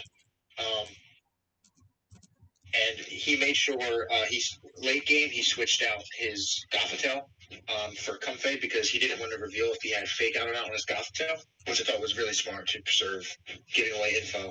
And then game 2, it was the same leads again on both sides. It was Heliolisk and Lipard, and then Ninetales and Gothitelle again. So instead of him Trick Rooming, he just Heat Waves with his Ninetales, and Lipard faked to your Gothitelle, and he maxed his Heliolisk with a Max Darkness, and it KO'd his Gothitelle turn 1. Oh, which that put Anti in a really good position. But he was sashed on his Comfey, which he sent in, so he didn't care about getting hit again with it, and he just Trick Roomed with it. So he had 2 Trick Room centers, which was really smart. And he had eject button on his Ninetales. So this is like that play you make in Showdown when you lock in and you hit cancel real quick because you're like, oh shit, this is a better play, but you can't do that on cart. He locked in his moves already, and he swapped in his Lapras. But he could have just protected. If he protected his Ninetales, it's eject button, so it's a free switch for his Lapras. But instead, he swapped out Lapras, and if Heliolisk max lightninged his Lapras, it could have gotten really bad. But it max striked, which actually helped him in Trick Room. And his Lapras took about half health. He maxed it after getting a Giga Drain side top weakness policy. And it's physical Lapras, and it just started rolling through his team. It's that Lapras Comfey combo with the fluid healing. Once that's running, it's really hard to get stopped. And it got, again, in this match, all 4 kills. It Max Geyser, it is Buffalon. So all 8 eliminations on RCS's side this week, all 8 to Lapras. Goddamn. MVP of the week. Pokemon of the week. For sure. Give it up for Lapras. That's impressive, man. Dude, I wonder how many Pokemon did that. If someone could look that up, I'm probably not going to look that up. I'm not going to put the onus on anyone unless they want to volunteer. So, shout out anyone. If they want to look that up, I'd be curious to see how many Pokemon did that this year. But, yeah, this was the last match that happened. And those 2 were not streamed, the last ones. And so. Yep. Dude, someone just sent a YouTube video in the chat. I don't know what that links to. Oh, Bump Trash Garbage. Love the name. But, dude, that was the last of the matches. So let's go to the predictions tab. Is anyone cut off? No. All right. So, Bhanny, I didn't get your predictions. If you sent them in, I missed them. I ended up going 6-6. What's up? I forgot to do it this week, so. Yeah, there were a lot of people that went 6-6 or 5-5 this week. It was me, Fox, Snom, Jolt, who all went 6-6. Bananas and Pops went 5-7. And then shout out Arceus and Jax for going 7-5 and 7-3. And United, you didn't have the best week picking matches. You went 3-9. Yeah. Oh, Professor Oak VGC DM me. I guess that's 17. Yeah, we're all adults here. But yeah, Snom is good at picking matches. He's 53 and 38. I think he's a leader on the year for picking matches, right? Fox is right up there at 52 and 43. But shout out everyone who participated in this. I really appreciate that because this was just something we threw together. And I had a lot of fun predicting the matches, and I hope you guys did too. Yeah, sorry, Tom. I had to step out for a second, but I heard what you said. Yeah. So basically, guys, you want me picking for you to lose. If you're looking at my record, you want me to pick you to lose because that means you're going to win. 3-9. Dude, that happened with Jax a couple of weeks, and now look at him. He's 7-3 this week. He doesn't pick his match, and he literally said, I don't know for this one. So you know what? You don't have to pick every match every week, too, if you don't want to. And Jax is a perfect example of that. But yeah, you guys got anything else to say? No, I think you got that one pretty well. Yeah, I like the predictions. Again, thank you everyone for participating. If you participate, I'll include you up here. I'll include your record and whatnot. And shout out Snob for being the predictions leader. So, yeah, no, Because Snob he didn't ran pick 38. himself and he lost, which was really funny. I that really made me laugh, to be completely honest. I'm not saying he threw it. I don't think he threw it, but it was quite funny to me when I was going through it. So, on to the next one. We got the East final standings. I screenshot, yeah. So, these are the top six, boys. United, congratulations on getting the 1 seed. Jinx Jolts, Thank number you. 2 at 6-3. Sitting Ducks, 6-3 with the worst differential. New England Pidgeots are 5-4. I screenshotted it earlier, I guess. Detroit Dragapults are 5-4. Unknown Abstract are 5-4. And those are our top playoff teams, guys. Congratulations to all of you. United, give us a little speech for getting number 1. Tell us how you did it, man. Yeah, I kind of said it earlier when I was talking about my match. I just wanted to try and be a more consistent player this season. I tried to draft It worked. on multiple cores where you look at my team, my roster, and you got to prep for so many things that it could leave a gap in your prep, because if I don't bring something you wanted up prepping harder for, I bring something else, it could kind of give me the advantage. That's what I was going for when I was drafting. I made a couple trades throughout the season. The Talonflame trade really helped me a lot, and Duraludon tail end of the season really helped me a lot. And I'm really happy with how it worked out. I got that first round bye, and for me, the first few seasons, I snuck in the last seed on a triple tiebreaker to get into the playoffs. First season, the second season, I went 4-7, and my differential was really bad. Like I was either winning 2-0 or I would lose like 2-0. So like it was a hyper offense, super frail team. Yeah. And now you look at my differential and it's +9, which I'm really proud of, because You should it's the be. best in the league. It's the best in the league. Let's go, United. Let's go. And that's not me. That's not me being like, oh, I'm better than everybody. It's just I'm proud of how I played and how I could turn it around from last season, because that's what I was going for. I'm so proud of you, man. Because, yeah, that's exactly what you said in the beginning of the season.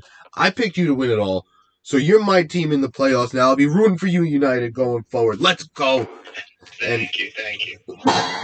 Excuse me. Oh, excuse me. But that first round bye sets you up nicely, man. And that +9 differential is something to be proud of. You guys, everyone that has a plus differential should be proud. It's not hard. It's not hard. And it's not easy. It's really not easy. And Snob said I picked Alpaca to win it all. And Pop said I'll DM you. So I'm glad to see what's it called. They're gonna be hashing it out. We're all grown adults here. We're all here to have fun. And these are two of my favorite competitors. And yeah, Alpaca, what's it called? He kicked my ass in the playoffs last season. He's awesome. So you know what? Now that we're talking about, wait, you know what? Before we go to the West, Bhanny, I haven't let you talk. What do you got to say about making the playoffs? Congratulations, my friend. Shout out Bhanny. Shout out you, man. It was one hell of a run, I guess, and I shot myself in the foot early on. I threw a couple games. I made some bad plays. But I recognized I needed to make a big trade and get rid of some of the mods that were a big threat for other teams. But it just didn't fit on my team and what I wanted to do. And with my upcoming matchups, and I picked up some big things. I got Lando, Corv, and the Vanillas all putting in really good work on the back end. And that's what I got them for, and it helped me make a playoff push. And I was hoping that I'd be in a position to make the playoffs, and luckily I was able to take some games, get a little lucky, because sometimes it's just what you need. Sometimes it's better to be lucky than good. I'm fortunate enough to be able to be in a position to make the playoffs, and I did, and took advantage of it, and glad to be back. Hopefully I can make a run and have a little three-peat in the finals. That'd be kind of something to strive for, Dude, good luck, man. And you know what? I'll sit here and think that it's going to be easy, because I definitely have a tough road with my first round matchup, and then obviously everyone in the East is super strong, and the West is super strong too, so it'll be interesting. I want to but that definitely sucks for Proto on his end, considering he was the same record as three of the seeds 4 through 6. He had the same exact record, but just differential was tough. Yeah. Yep. I want to shout him out because it was big of him to come in and take over a team. He took over a really good team and a team that had a really good record, and just unfortunately missed playoffs. But thank you so much, Proto. I really do appreciate you as a person. I'm excited for him to see him next season and to see him make his own team, draft his own team, and see what kind of he's capable of in a whole season versus just a couple of games. Exactly. Oh yeah, I'm so happy he came in and took over. It was such a smooth transition, and I want to shout out him for making it that way. So, and there's always got to be that one or two guys that are just literally on the outside looking in, just a couple of points off, literally from the 6th seed to the 7th seed, which he's sitting at. It's the matter of one differential game. Yeah. Which is wild. That's how close he was. So, there's always got to be that one or two people that are kind of getting unlucky, and he's kind of got the short end of the stick there. Yeah. And there's another guy in the West that's like that. And I want to shout out Yama. He was your opponent this week. And yeah, if he won, he was in, right, with the differential tiebreaker. Oh, he would have needed a 2-0, I believe. No, he would have been in if he would have won. Oh, because he would have had the 3-0 in the division. Yep. Oh, wow. Yeah, so it was that close. And I want to shout out Fox for being first in the West. That's not an easy accomplishment. He's been such a consistent battler over the past 3 seasons. He would have been 6-3. Oh, yeah, he would have been 6-3. Never mind. Oh, God. Yeah. But yeah, the standings are close, man. Shout out Jade for finishing second, because that really is impressive too. Shout out. Yeah, that was a surprise. Yeah. Shout out the second round bye or first round bye we had. Yeah, and Snob for being 6-3. Holy moly. Like that's freaking awesome. Like that's freaking awesome. Shout out Bananas, Pops, Jax, and Yama too. And shout out Bananas, Pops, and Jax for making the playoffs, guys. Like, not easy to make the playoffs in the West, and you guys did a great job. Absolutely nutty finish to the season, and I appreciate each and every one of you that participated in the East and the West. Thank you guys so much. And yeah, you guys got anything to say about this? I just want to add one last thing. If you look at the X division record, I just want to shout out to the East. We made it a little bit more respectable. It was looking real bad. We were down a lot. Yes. So at 19-14, I can stomach that a little better. Shout out East. We stepped up a little bit that last week. So Jolt was 3-0. Fox was 3-0. And those are the only two people that were 3-0 in the X division record. So you guys kicked the other division's ass, which we all appreciate from the division standpoint. So thank you guys. We appreciate you. All right, and what's next? I actually forgot. So yeah, the playoffs. Yeah, the playoffs. The East won 16 games and lost 20, and obviously the West won 20 and the East won 16. So I just realized all three of us are in the East division, so that's funny. But yeah, we were able to kind of make some sort of dent in the big deficit we had the first two weeks against the West, but they ultimately came out on top. Awesome. It was cool to kind of that new kind of area in the league to have an extra division and then being able to play a cross division matchup. I thought was definitely unique and pretty cool. Me, Tyros, and Jade were talking about maybe making one big standings like the power rankings for next season, like in our coach's interview. And you know what? I actually disagree with that stance now at the end of the season, thinking I really like the way the division shaked out. I really enjoyed the way they did that. And I got a coach's interview filmed with Jade and Tyros coming out soon. I don't know when, ETA TBD. But yeah, United, you got anything to say? I think I cut you off. No, you're good. I liked the East versus West as well. I thought it was really, really cool. Yeah. It kind of added a cool little rivalry too, where it's like East versus West, like a little fun rivalry thing, which I thought was cool. I loved it. And yeah, I thought it was cool. yeah, no, I like it a lot too. That was a good idea. All right. So you guys ready for the playoffs? Yeah. All right. As bad as Ray will ever be, you know. All right. So let's go into the bracket. I talked about this before. I think the East has a little bit of a leg up. It's not like we're competing because we're all trying to win. We're all playing individually right now. But in terms of prepping, the two teams that are playing the first round of East play each other a week ago. Oh wow. Yeah. So remembers all the prep they've done. It's not like they played them early in the year and kind of forgot about it. We all remember what we did a week ago. We all remember what we brought. And yeah, it'll be interesting to see all the things that people bring, adjustments that are made. It's basically playing. You played a best of 3 series, and you're playing another one against Tampon. And now this one's for all the marbles. So it'll be interesting to see how it shakes out. And this one, the first one, obviously it mattered for the record, but this one is the one that really matters. Yep. For real, the for real. The first one didn't matter other than just the record. Oh wow. This is awesome. I'm so excited. All right, so we got number 6, Anti, number 3, 17, 4, Bhanny, 5, Dragapult. And can you just talk a little bit about how the seeding works? Is it the lowest seed always plays the highest seed left? Yeah, so lowest seed would be considered like the 1 seed. The highest seed would be considered the 6 seed. So the 1 and the 2 seed both get buys, and then the 3 plays the 6, the 4 plays the 5. So if the 3 seed beats the 6 seed, the 3 seed is technically the lower seed, so they would play the 2 seed, and then the 4 and 5 would be the higher seed remaining, which would play the 1 seed. So whatever is the highest number that's left out of the first 2 games plays the number 1 seed, and the lowest of the two games plays the 2 seed. I love it. I absolutely love it. And we're hearing from Arceus that the West are rematches too. Fox says rematches all around, and let's go to that right now. Oh, no. Oh, you know what? Let's go to the playoff matches in the East first. Because I got that slide over here. So, yeah, let's go to the playoff matches in the East first. Sorry, I got this. I forgot what slide was next.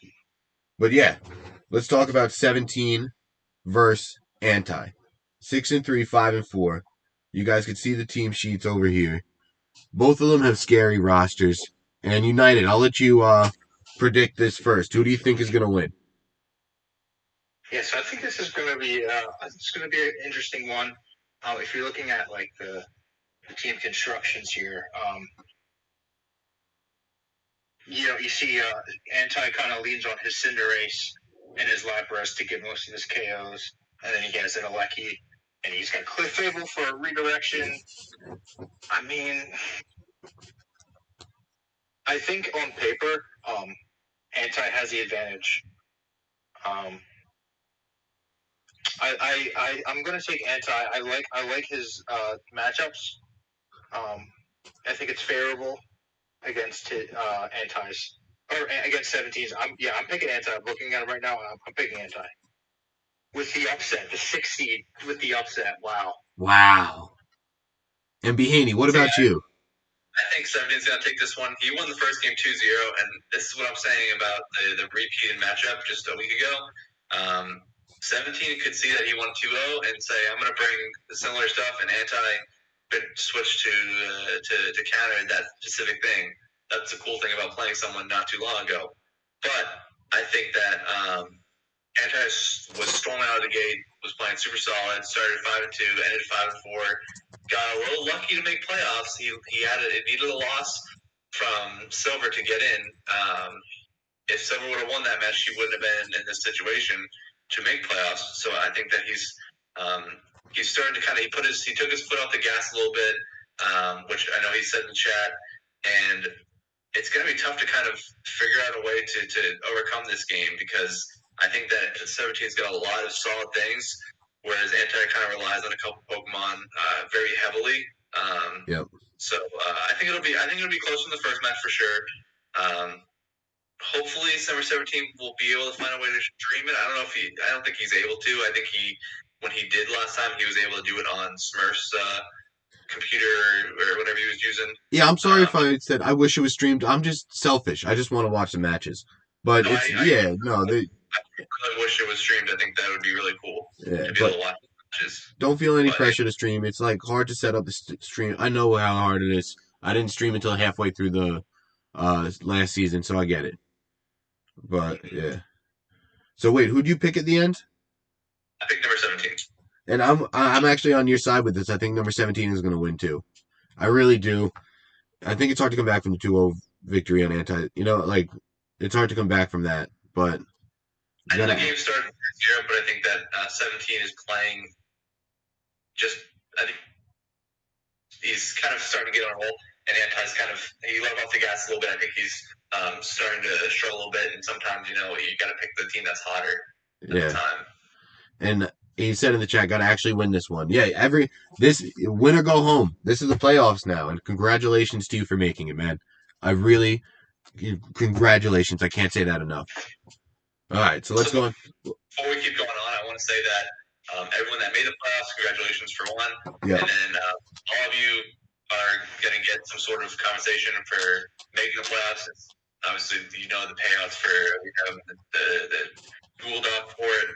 I will be distributing that after either you guys are eliminated from the playoffs. We'll get in touch with either me or Fox after your matches are done, and if you're still playing, then we're obviously going to wait to see how much you make, because if you keep winning, you keep making money. Yeah. I forgot about that little aspect too. So congratulations everyone for winning money too. Amazing. I love it. You love to see it. All right, now let's move on to the next match, which is Bhanny, your match. So I'll let you take it away first. I mean, there's not much to say that I haven't said already. I think it's definitely a matchup that I'm not looking forward to, because I'm looking forward to playing KD again. But it's a matchup that I got a little lucky in the first time. I think that hopefully I will be able to prep enough to have it come down to a little bit of luck. I have some ideas for sure. I have things that I think that will be really good, and things that I think that aren't going to be as good. And yeah, I'm excited to see what he's going to bring, and I'm curious to see how he's going to potentially switch it up, or if he's going to keep it the same. And I'm sure he's saying the same thing. Yeah, he just said hi in the chat. I love KD. He's awesome. He messaged me Amazing. Which was show, and I didn't message him back. I just been super busy all day. I literally came late because I was so busy. But I appreciate you sending that message, and I'll reach back to you sometime today. But yeah.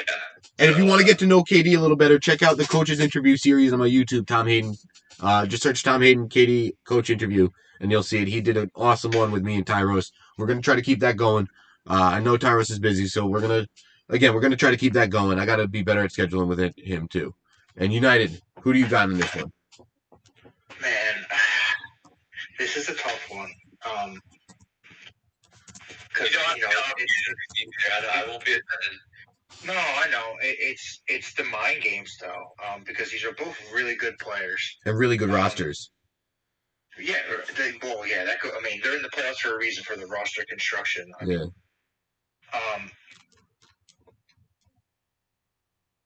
I think this is going 3 games again. I think throughout the season, KD had some really, really bad breaks, like the disconnect. He had 2 disconnect matches. And at one point, he late into the season, just like Bhanny, he was looking on the outside, looking in, and they both get in. And then the Cephalon KO.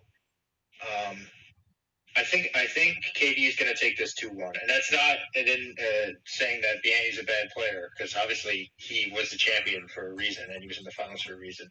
But I think KD squeaks it by. This is one of those games where it's the final turn, somebody protects, and they read the protect, and they get it in the final game. It's going down to the wire right at the end. So you got KD. Yeah. By a hairline. Oh, I love it. Oh, I don't know who's gonna win, man. KD just beat Snob, right? That was that match. Where am I? Bhanny, I'm so sorry. I hope we're inspiring you, because I'm going with KD too. Season, And that's completely fine because every time you don't pick me, I win, which is fine. It's good with me. All right, Yeah, so honestly, you want me not picking you after going 3-9 as well, B. What did you say?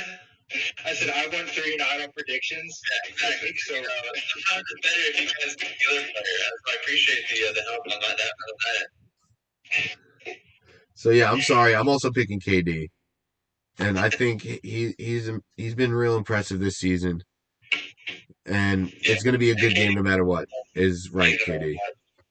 So I agree. It will be. I'm excited for this one.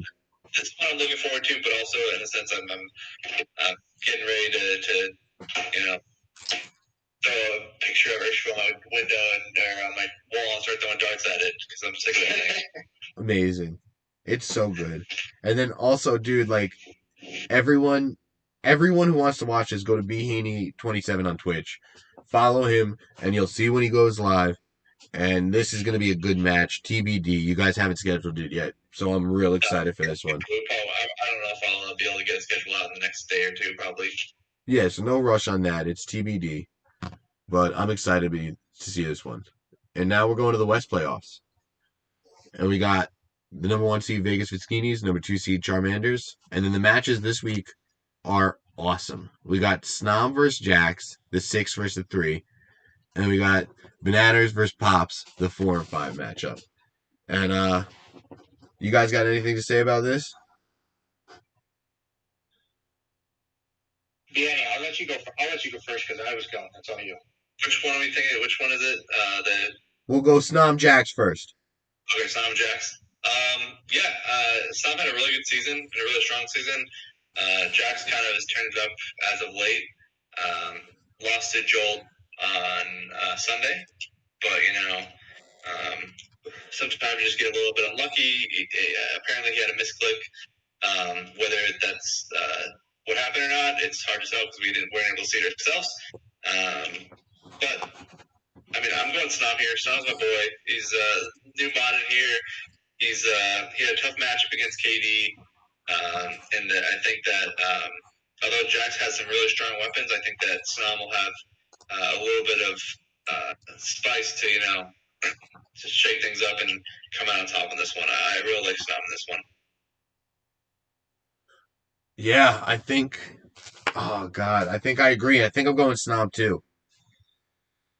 Oh, and it's not an easy game to pick. I wanted to pick Jax. I actually crossed out Jax. I just crossed out Jax. If I'm being 100% honest, I wrote down Jax. I crossed him out because I think Snom's got this. Oh God, it's gonna be such a close one too. And United, who you got?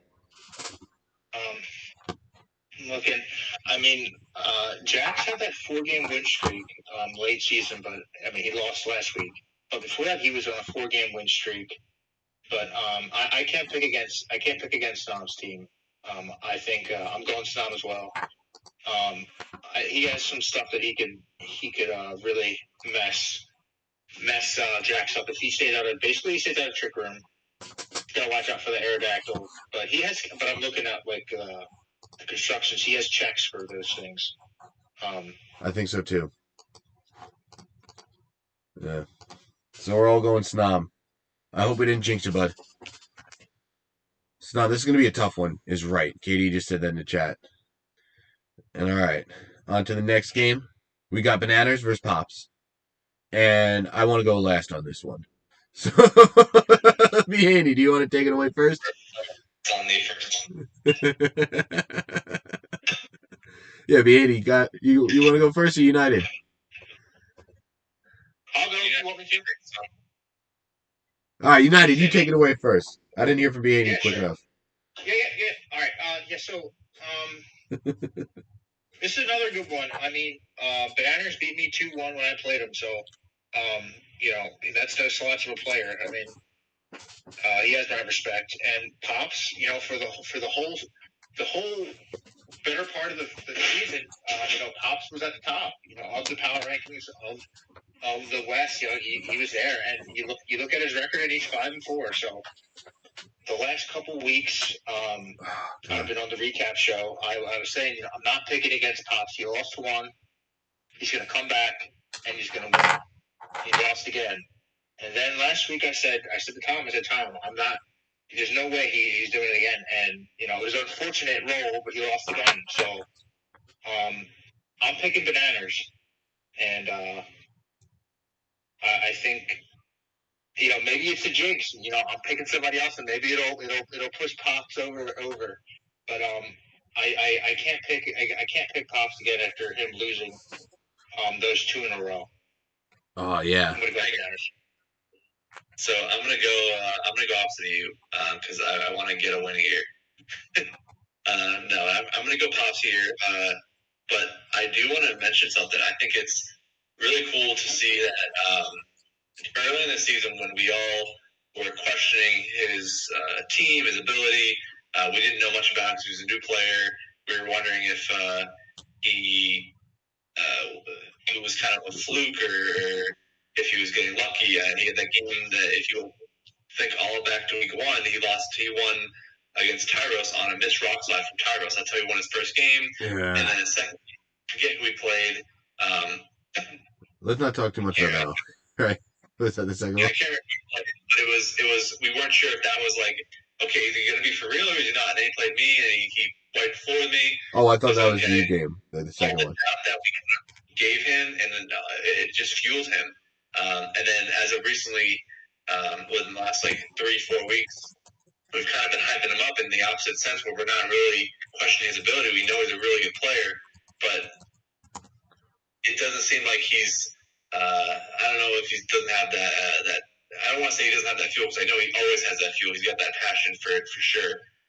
But it's like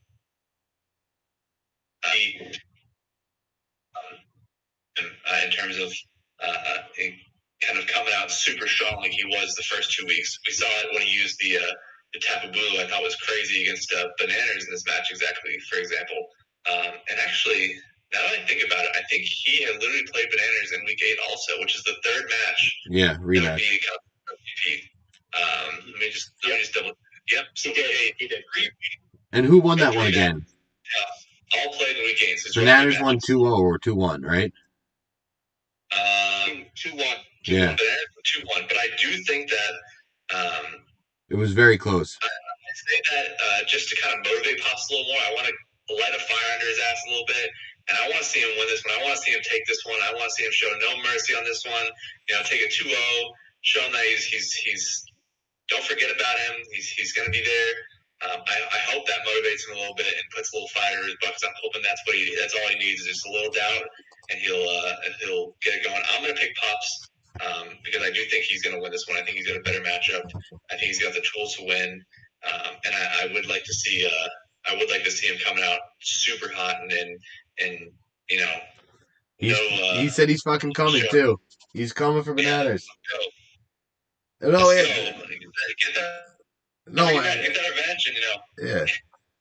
To my mind, so don't come too hard, but just have some fun, No, I'm laughing. That's funny. At the end of it, it's all a game. We're all here for fun, and have a good time. It's okay to have fun. I know winning is the most fun out of everything. And shout out Bananas for writing the Smogon Clefairy thing. Proto sent a link in the chat if you wanted to go see that. And go check out Smogon Clefairy VGC 2021 because Bananas wrote it. So we just found that out in the chat. So shout out Bananas. Shout out Pops. Shout out both these coaches. And yeah, I'm going Pops. I'm sorry, Bananas. I think there was a couple of plays that could have went in Pops' way that didn't the last time you guys played. And I think he's going to try to take advantage of them. And he's a prep wizard. I'm not saying you're not, but I'm going Pops in this one too. Oh, yeah. This is a tough one. And good luck to everyone in the playoffs. Good luck to everyone in the future season that didn't make the playoffs. But don't go anywhere yet, because we got something special ready for you guys. All 18 of you guys watching. I appreciate each and every one of you watching right now. This has been a 2-hour stream. Thank you, everyone who's participating in the chat. Thank you, everyone who's watching. And we're going to do the end of the season awards for our predictions, our opinions on them. Jolt's doing one too. I think he's crowdsourcing it too. So he's going to send a Google Docs to everyone. So yeah, I'm real excited for this. And Bhanny, you got anything to say about this one first, and then United? Give me your thoughts too. Yeah, I had talked to Joel a couple weeks ago, and you kind of came with a similar idea, and just I think it'll be a good idea for Joe to do one just like he did last year. He did one last year, And yes. So I'm kind of stepping on his turf a little bit, but I'm just giving my picks, my opinions. I think he yeah, crowdsources and does like a voted one. yeah, so he will send some sort of a form out there that whether he'll do it on his own or he'll send it to me so I can look over it before I send it out into like the announcements or something. But he's definitely interested in doing it, showing the initiative to do that. So I'm gonna let him do that. Yep. And I think he's gonna be doing pretty good with bananas. If you guys are interested in seeing an additional thing for the league, it's basically on their own. They're going to be running it, running the show, having a good time, you know. And you might hear a lot of boomers, a lot of younger generational words that I'm not familiar with, and a lot of us aren't familiar with. But you know, it could be a good time, and you know, it's all about having fun. We're all about having fun here in the league. But he's gonna, like Tom said, be crowdsourcing it, probably sending a Google Doc to hear everyone's thoughts and feedbacks and what everyone thinks on similar things that we're going to be going over here. So tune in to see what he's going to be with Joel and Bananas. What they've got planned, and don't forget to send your picks. Don't forget to send them your picks. Yes. And yeah, the least you do is fill out the form when it's out. I think it's important to Joel, and I think it's important to the league for everyone to do that for him. I think it's a good idea. So don't forget to fill that form out when it's out. And United, you got anything? No, I just I'm good. I love it. I don't know why Bum Trash Garbage just said feed picks, but we're gonna move on. So, Coach. So first, I made animations, but I don't think. Let me try to do this. Can you guys see this still? Yeah, no, I can't get the animations to work when I go full screen. So we're just gonna get everything spoiled right away, and we're going Coach of the Year first. So my pick for Coach of the Year is United. Bhaney's pick for Coach of the Year is United. And United's pick for Coach of the Year is Fox. So, you know what, United, let's start with you. And why did you pick Fox for your Coach of the Year? So, a couple of reasons here. So, I was kind of thinking towards, you know, I was kind of making some, what's the word I'm thinking? Comparisons, sorry. I was thinking like comparisons of what sort of happens in the NBA where you have a player like LeBron James where they dominate every season. And even though they're the most dominant player, they sometimes don't get the MVP because there's another player that hasn't done that well but does really well that season. Since this is our first time doing the award, I thought it should go to Fox because the consistency.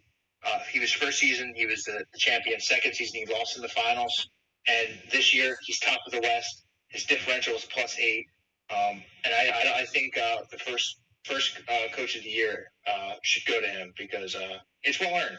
It's well earned. And Bhaney, why did you pick United?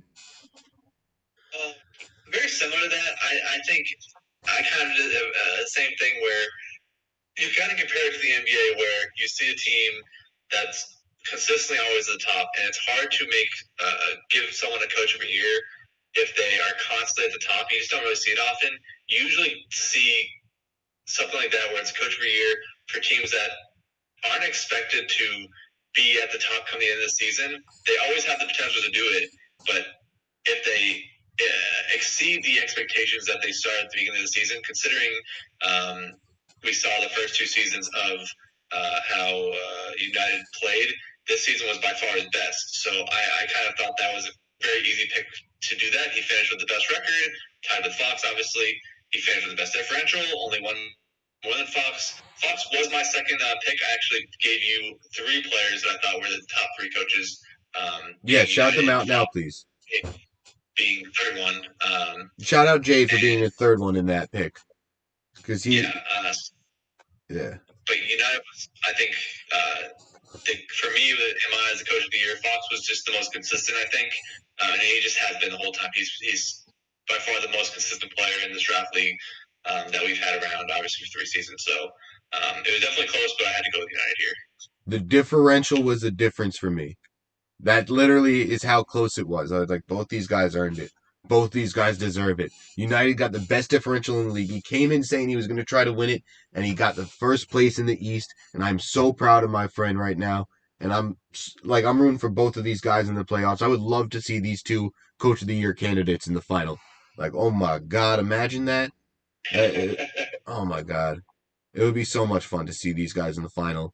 And I know everyone's coming for the final. United in the finals. They could win the whole thing.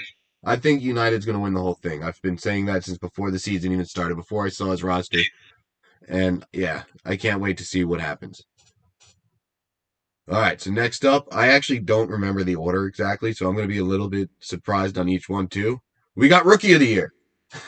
All right. So my pick was 17, and I'll start this one off. I think he had the best record as any new player coming in. He really impressed me with doing that's not easy. Like that's not an easy task to do. Pops was my runner up, so I'm glad to see Bhanny you picked him. But yeah, no, number 17 was really impressive to me. And the way he was able to get the best 6-3 record out of all the new players we got this year, I'm impressed by that. And I'm excited to see what both of these guys do in the playoffs. And United, you want to talk a little bit about why you picked 17? I'm kind of doing the same thing when I was looking at potential candidates. It was between Pops and 17. Yeah. And I gave the edge to 17 because it's his first season in the league and he's third seed at 6-3. It's impressive. So I mean that's impressive. I mean, and I think it's well deserved. He's a great player, and that's no slight to Pops either because he would if it was number 2, it was definitely Pops there. And then the Pops just said, okay, so the game 3 misplay cost me twice, shaking my head. I'm sorry. Oh my God, Pops! I'm sorry. Yeah. So if any consolation, Fox just said he would have voted for you, but that's quite funny. Thank you. That's really funny, man. Oh God. All right. Now let's move on to Bhanny, why did you pick Pops? Let's give Pops his shine. Yeah, I'll give Pops his due right here. So I've got a little bit to say about it. So I did the strength of schedule last night, doing a bunch of stat taking, I guess. And we'll see that later in the stream. Yep. Pops had by far the hardest schedule out of everyone in the entire league by a large margin. And I'm just going back and looking at his games. Week 2, we played Alice. Alice was a 2 seed in the playoffs. Week 3, he played myself. I'm a 4 seed in the East. Week 4, he played Fox, right? Yeah. Let's see. Fox is the 1 seed. Yeah. The 1 seed. Week 5, he played Stom, 3 seed. Oh God. Week 6, he played Proto, just barely missed, 7 seed, but had the same record as all the others. Yeah. Week 7, he played Yama, again, barely missed playoffs, 7 seed. Week 8, played Bananas, a 4 seed in the West. And week 9, he played 17, 3 seed in the East. So he hasn't played anyone lower than a 7 seed. Higher than a 7 seed. He hasn't played Tyros. Oh, okay. But other than that, every player was a playoff contender. I'm sorry. And he had by far the hardest schedule of everyone, and still managed to make it in the playoffs, have a differential of +4, go 2-1 against the other division, where he didn't have it wasn't any slouches that he played, you know. And although he didn't make it wasn't a top seed, didn't get as high as the other rookies like 17 and Dunsparce. Bananas is ahead of him because he won the head-to-head. Just for the overall season, I think he played and showed that he's one of the top players, and I think his record is not it doesn't show that he's a bad player because he's only 5-4. It literally is a reflection of his incredibly tough schedule, and that's just out of his control, you know. And he survived the. And Professor Oak, number 17, is saying Pops is his Rookie of the Year. So we got a little controversial vote. I think Pops was my close second. I was so impressed with that 6-3 record by 17 coming out of nowhere. I really, that's literally the differential for me. And again, this is just our opinions too. So I hope you guys aren't. Yeah, it's all just opinions. I hope you're not too upset if we don't pick you. But like, Pops, you were my number second overall. Stop rubbing it in. All right, I'm sorry. That was just my little my little fact sheet I had written down and ready for him. Yeah. All right, you guys ready for the next award? Let's see what we got. Is there? Most improved coach from season 2 to season 3. And it was a clean sweep for all of us. Shout out Snob. I made the graphic large. It kind of doesn't look great. But shout out Snob. He's awesome. Your mom's favorite mod. No, that's mean to the other mods. I want to say also this one was close for me. Yeah. Because I thought Jade was a very close second for me. I took this award I gave it to Snom because of his improvement from not only season 2 but season 1. Alice was a close second. He didn't make playoffs last year, and he got a second seed this season. But because he was, he was I think a second seed in season 1. I kind of saw it in season 2 as somewhat of a fluke, and Snom just this season compared to the first 2 seasons, just it seems like a completely different player. Like super confident, still does this crazy stuff, and it all works. So I think he's just improved so much. I'm really impressed with how he's been doing. For real. United, you got anything? Yeah, I kind of agree 100% with what Bhanny said. I remember last season he had the first overall pick. I had the second, and he took last year, and he was kind of with me. We were both towards the bottom of the standings, and kind of couldn't get a hang on either of our teams. And he really turned it around, and it's well deserved. He was the top of the power rankings and the Western division all season, and he built his team really well this year. And it shows, the kind of, he's a smart player, and he plays very abnormal, but in a good way. I mean, as a compliment.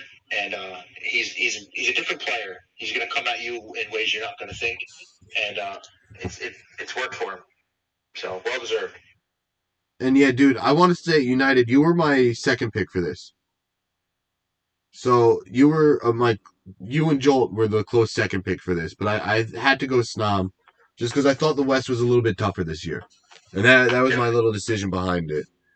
And if anyone, like, I think you're in the running for this. I think there's a couple other people in the running for this that could very well earn it, So this is something God, good luck to everyone in the playoffs. And this was just one of the ones that came down to, I think Snom was one of the sheets. Like, he had a worse record than you last season, I believe.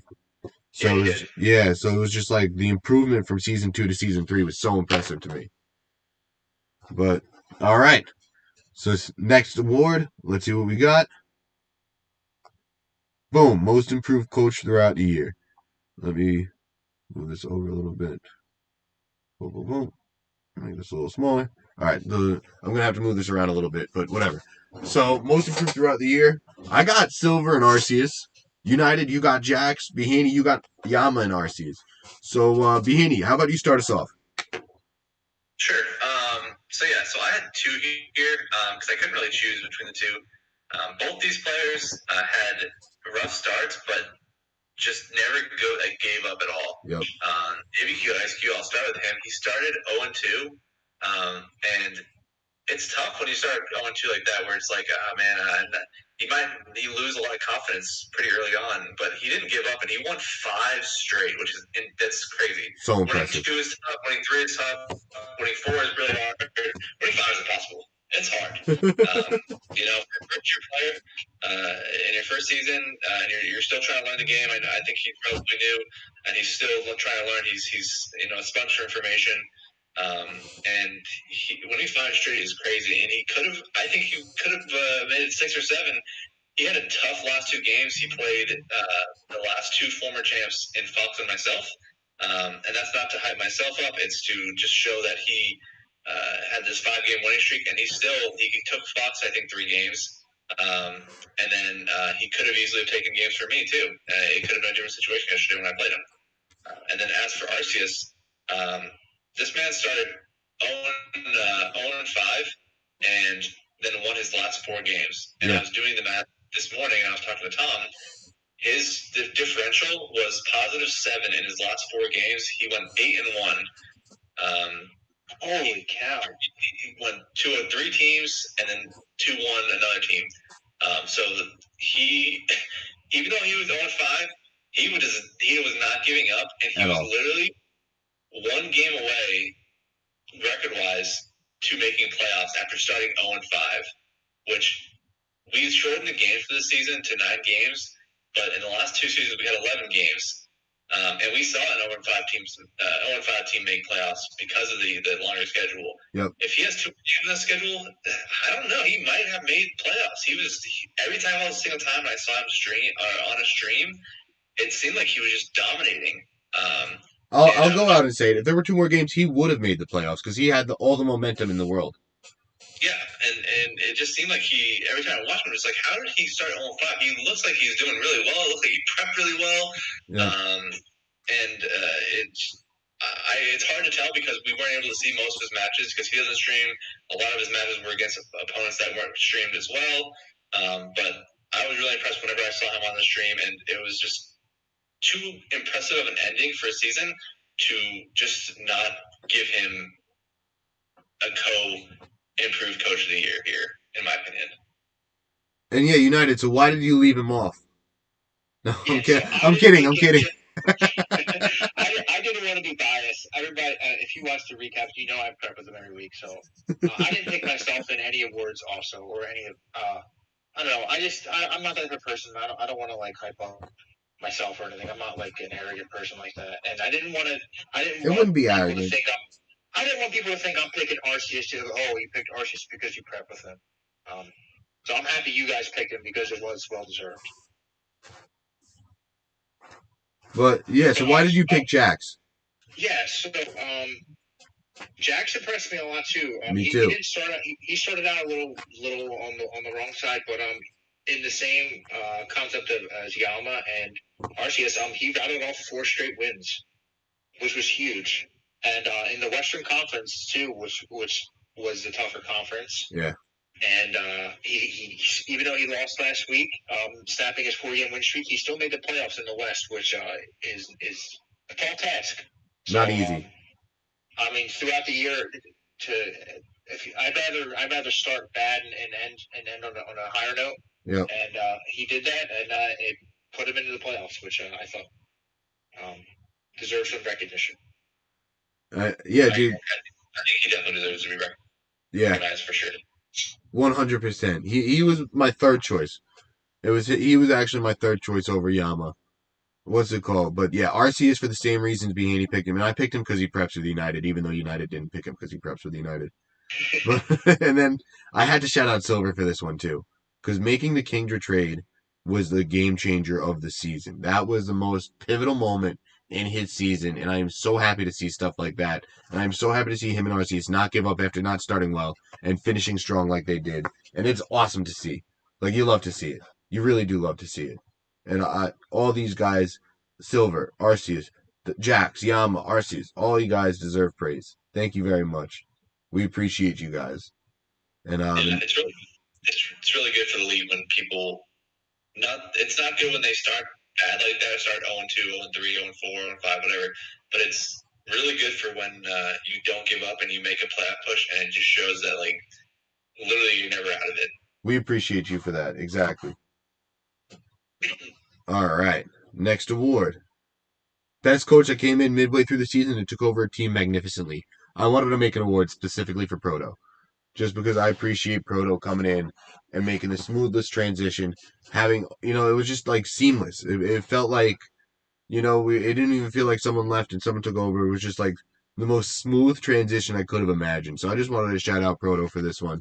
And Bhanny, you know a little bit more about everything going on. So Do you want to say anything about this one?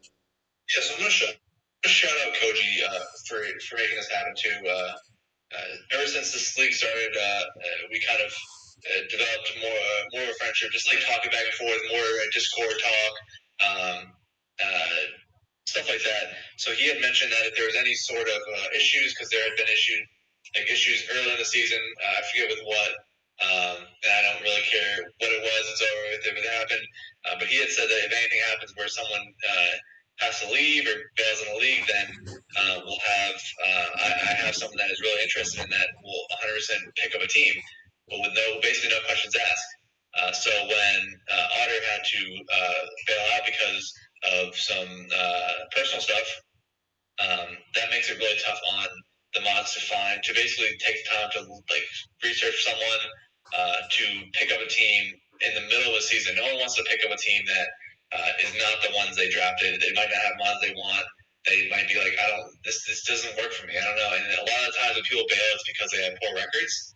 And that's definitely that's really just it's not a good look. It's not good for the league. But Otter actually had a winning record at the time, so that was made things a little easier. But without any questions, just like Koji had said, apparently he's in real life best friends with Proto, so it made it super easy to transition Proto into the league, and yeah, it was awesome. Proto has done a great job with coming in, making it literally seamless to literally just pick up right where Otter left off, and it sucks that he was unable to make the playoffs. But I'm really happy that he's a part of the league, and I know that I'm looking forward to next season, for example, and I think it'll be good. I'm excited to see where he's going to be come next season, especially under a full season. Dude, me too. And wait, United just sent something in the chat. He had to go. You had to go. All right. He just said, So it's just me and you. Just the two of us. All right. So this one was easy. Let's see what the next one is. Offensive MVP. Now we got 3 different ones for this one. So we'll start with United's. He picked Tank Tatterine, which was actually my pick until I was like, I don't want to pick a Pokemon on a losing team. I'm sorry if that's like not right, but like Tank Tatterine was my first choice, and then I actually crossed it out. I was like, let me pick someone from a winning team who helped carry their team, and I picked Dragonite. And I think it was the offensive MVP in my opinion. Fox's Dragonite was awesome to watch how he used it, and that's why I picked Dragonite for this one. The kill, I don't care how many kills it had. It passed my eye test. You know, he was the number 1 seed in the West. He came in saying, I want to use Dragonite. I'm going to use Dragonite right. I actually dropped Dragonite, and he said, that was a mistake. You should have kept it. I'm going to use it awesome, and he did. And I want to let you talk about why you picked Kingdra for this one. Silver's Kingdra. Yeah, so I thought this was a kind of an obvious choice here. Sure, Hatterene had 27 kills or whatever it was. Dragonite had 20-something, like the low 20s. Kingdra got picked up the last 5 games of the season and had 18 or 19 kills. I can't remember. I put it in the Discord chat, but he had 18 or 19 kills, which is insane. And it was by far the most pivotal Pokemon for any team out of the entire league. Like his whole strategy every week from week in, week out was based around Kingdra, and success was based off of Kingdra. So that's why I thought it was like the reason we picked a most valuable Pokemon is because it was literally the most valuable Pokemon on the entire team. Without it, it's not the team doesn't function the way it does. You know? So yeah. That's why I picked that Pokemon, for example. And I think Pops is gonna riot because we got the next slide up, and I Drifloon was my second choice. I went Fox's Spectrier over it because I don't know, man. It was close. I was like, oh my god, the Will-O-Wisps, the this, the that, the way he used it. He always had Shadow Ball on it, but he was always using like sets that helped it support his other Pokemon. So that's why I went with Fox's Spectrier. United went with Gothitelle, which I can't blame him for at all. Because those... Oh, I would not have done that. But Yeah, United went with Silver's Gothitelle. I'm sorry, Pops. I thought the Silver's Gothitelle was very interesting because I I didn't loved even it. think about when I was thinking the choice when I was picking, but I also I thought it was it just skipped my mind honestly, and then when I saw it, I was like, man, that's actually really true. It was actually really good this season. But my pick was Katie's Clefairy. I just think it Pepe. was the Frank guard ability is really kind of hard to beat. You know, it's just it adds an extra. It's kind of essentially it's like giving your Pokemon an extra set of 252 EVs because it's just taking a lot less damage. And then yeah, it's just being able to redirect, being able to helping hand. That's all it really needs to do is just sit there, survive, and be able to take hits or help do damage. And that's exactly what it does. It didn't get many kills. I think it got maybe one kill. But like, this thing's not around to kill people. It's to do its job. It's here to support, and it supports. It does. It's the best at what it does, in my opinion. And Pops's Drifblim, I want to shout Pops's Drifblim out, and I hope that wins Jolt's award now. I'm actually probably going to switch my pick to Drifblim when Jolt sends out his picks. But all these Pokemon, shout out all these coaches, all these Pokemon. Shout out Clefairy, Pepe. It's amazing. You'll love to see it. And I forget what the next award is, so let's go see it. All right, we got easiest schedule. So, Bhanny, I want to let you take this one away. Yeah, so I did last night. I was up late. I don't know why I wanted to do it all last night, but I got it all done last night. And basically, what I did was I gave every single person in the league a number value based off where they finished in the season. So, for example, United finished first in the East, so he is given the value number 1. Joel finished second, 2, 17, 3, and so on. And same with the West. Fox being number 1, Jake being number 2, Tom being number 3, and so on. So with those number of values, I looked at everyone's schedule and who everyone played, not accounting for wins and losses, and added every single one of the values up, and then took the average of all those values, and I was given a number which was the strength of schedule. If you had a higher number, then you had a weaker strength of schedule. If you had a lower number, then you had a stronger strength of schedule. So it goes by the higher the number, that's the average. So 8.11, that's the average of where they finished. At the end of the year. Yeah.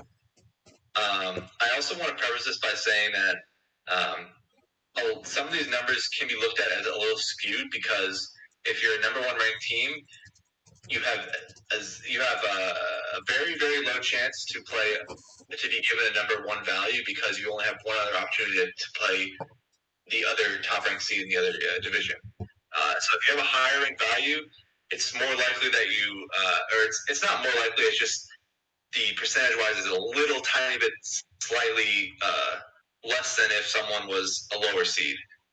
But overall, I thought it was pretty accurate with how I saw the schedules play out. But again, it had nothing to do with. It didn't account for any wins or losses. It was just based off of Where you finished. Where you finished the season and your schedule throughout the league. So if this doesn't involve you, I'm sorry. You know, it's just I didn't make it up based on my opinion. It was all just based off of numbers that I took down for the season. And it's literally in no one's control to do this. You know, so yeah, and I kind of saw some definitely interesting results for sure. I appreciate you doing this, and I love you're a baseball guy, so you love all these weird random stats probably. Like that's what baseball is filled with. So I love seeing this come from you especially. It made me smile when I saw you doing this. Because baseball has all those stats. So it's like this makes a lot of sense that you put this together. And I just behind the scenes it made me smile a little bit. So I hope you like in all those different sports and athletics, you see beginning of the year, these teams have the fourth worst strength of schedule or fourth best. So someone asked in the chat, does the higher number mean you have the easier or harder schedule? So the higher number means that you had an easier schedule. So you played. So these numbers are based off of where your team, the average of who you played and where they finished in their standings. So Jolt, your average was 8. All 9 of your opponents averaged 8th place. Mm-hmm. So yeah, this is where you can see the bottom 12 teams in terms of schedule. So these are the easiest schedules based off of these stats. And then we have the strongest strength of schedule, so the hardest strength of schedule. And as I mentioned earlier, Pops led that by a large margin. So let's go show that toughest schedule right now. Again, I had animation set up, so that's why I had capital letters on this one. The easiest schedule was had an average of 8.11 for standing. And then Pops's, it's not uploaded for me yet, so I'm going to wait for it to upload. But Pops's was 4.66. I have it right down on my paper. Yeah. That's almost 4 standing points higher, which is nuts. Than, so that's unreal. Unreal. Legitimately unreal.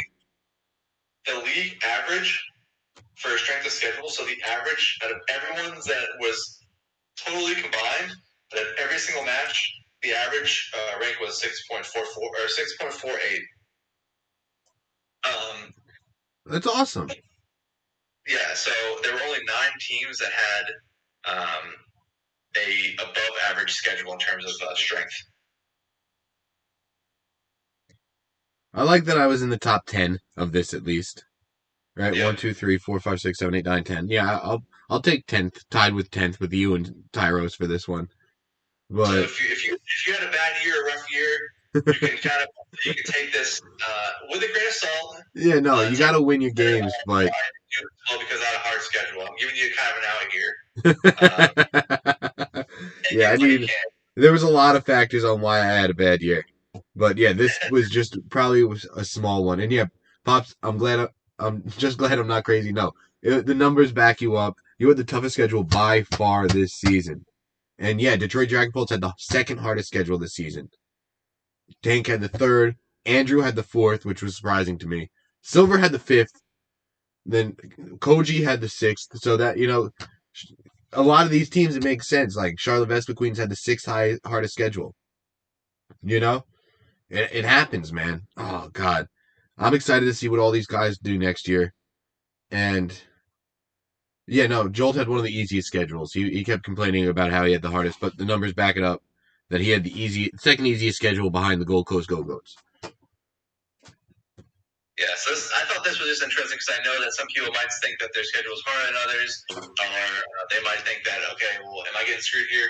Like I said, it's all random. I made this schedule, so if you're going to blame anyone, blame me. But it was all randomized with a couple of slight changes due to schedules and trying to make everyone accommodate for everything. I know Alpaca's in Canada. We have Jade that's in Australia, who's in a huge different time zone. So we're trying to switch things to make things even, and then I had to switch some things to not have players from last season play each other more than 3 or 4 times. We wanted a lot of the older players from season 2 to mix with the newer players to kind of create a better. So it doesn't get clicky or anything. Yeah, everyone gets incorporated. That's what I was trying to do with the coaches' interviews too. I got to try to get those scheduled. But yeah, just try to get everyone included, and I absolutely love that. So thank you for doing that, man. So Fox just sits on funny in the chat. So I agree with him. So to anyone that somehow got myself and Fox back to back, me and him both want to apologize. That's kind of funny. Last season when I went to making the schedule, the way it worked out was, and the way it was randomized because there was only 12 players, was that everyone that played me played Fox either before or after me. So that was kind of funny how that worked out, and it happened similar this season. Yeah, Pop said he played Jade, Bhanny, Fox back to back to back. That's 3 rough weeks, man. And he won a lot of those games, though, I think. He won all 3, I think. Yeah. He might not have won. No, he won all 3. Yeah. Pretty. I wouldn't say handily, but he beat Jade 2-0, he beat me 2-0, and then he beat Fox 2-1. Awesome. So shout out you, Pops, because that's awesome. For crushing the hard schedule. And then I had Snom week 3 of last year. So I I know Snom just said I had Bhanny and Fox. I started off last season with that, and that's hard to come back from an 0-2. You know? Yeah. Oh God. All right, so I'll let's do that. One of us play the other as well. yeah, and let's see what's next because I completely forget to be completely honest. I don't know what slide. Oh, we're on slide 34. All right, so we got a couple left. Pokemon Kill Leader, Tanks Hatterene. Shout out Tanks Hatterene, 27 kills. This thing was impressive this season, and I just wanted to make a slide specifically for this. And Behaney, you got anything to say on this one? An update on my phone, so Oh, give me one. it's Which one is it? Hatterene, Tanks Hatterene, the kill leader with 27. Okay, yeah. No, yeah, there's nothing really to say here. Just he used it all 9 weeks, and that thing is a monster. In Trick Room, it's if it gets in Trick Room and you don't have a Pokemon slower that can deal with it, it is just a menace, you know. And then G-Max Smite is a broken ability or just confuses anything that comes in. So I think that's Love it. pretty crazy.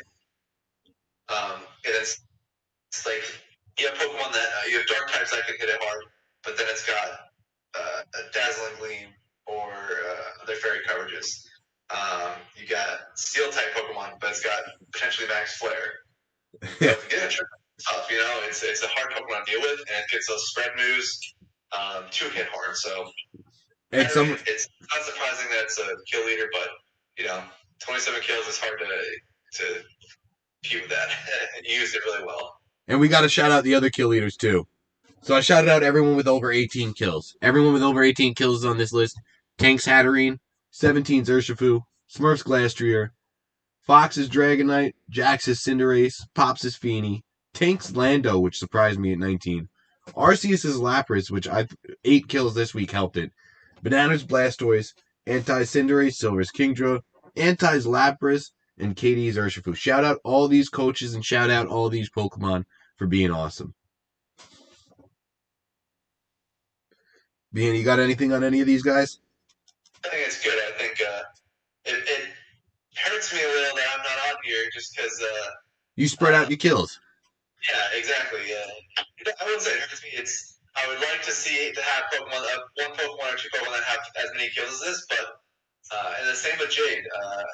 Jade's not on here as well, and he did the same thing. United either.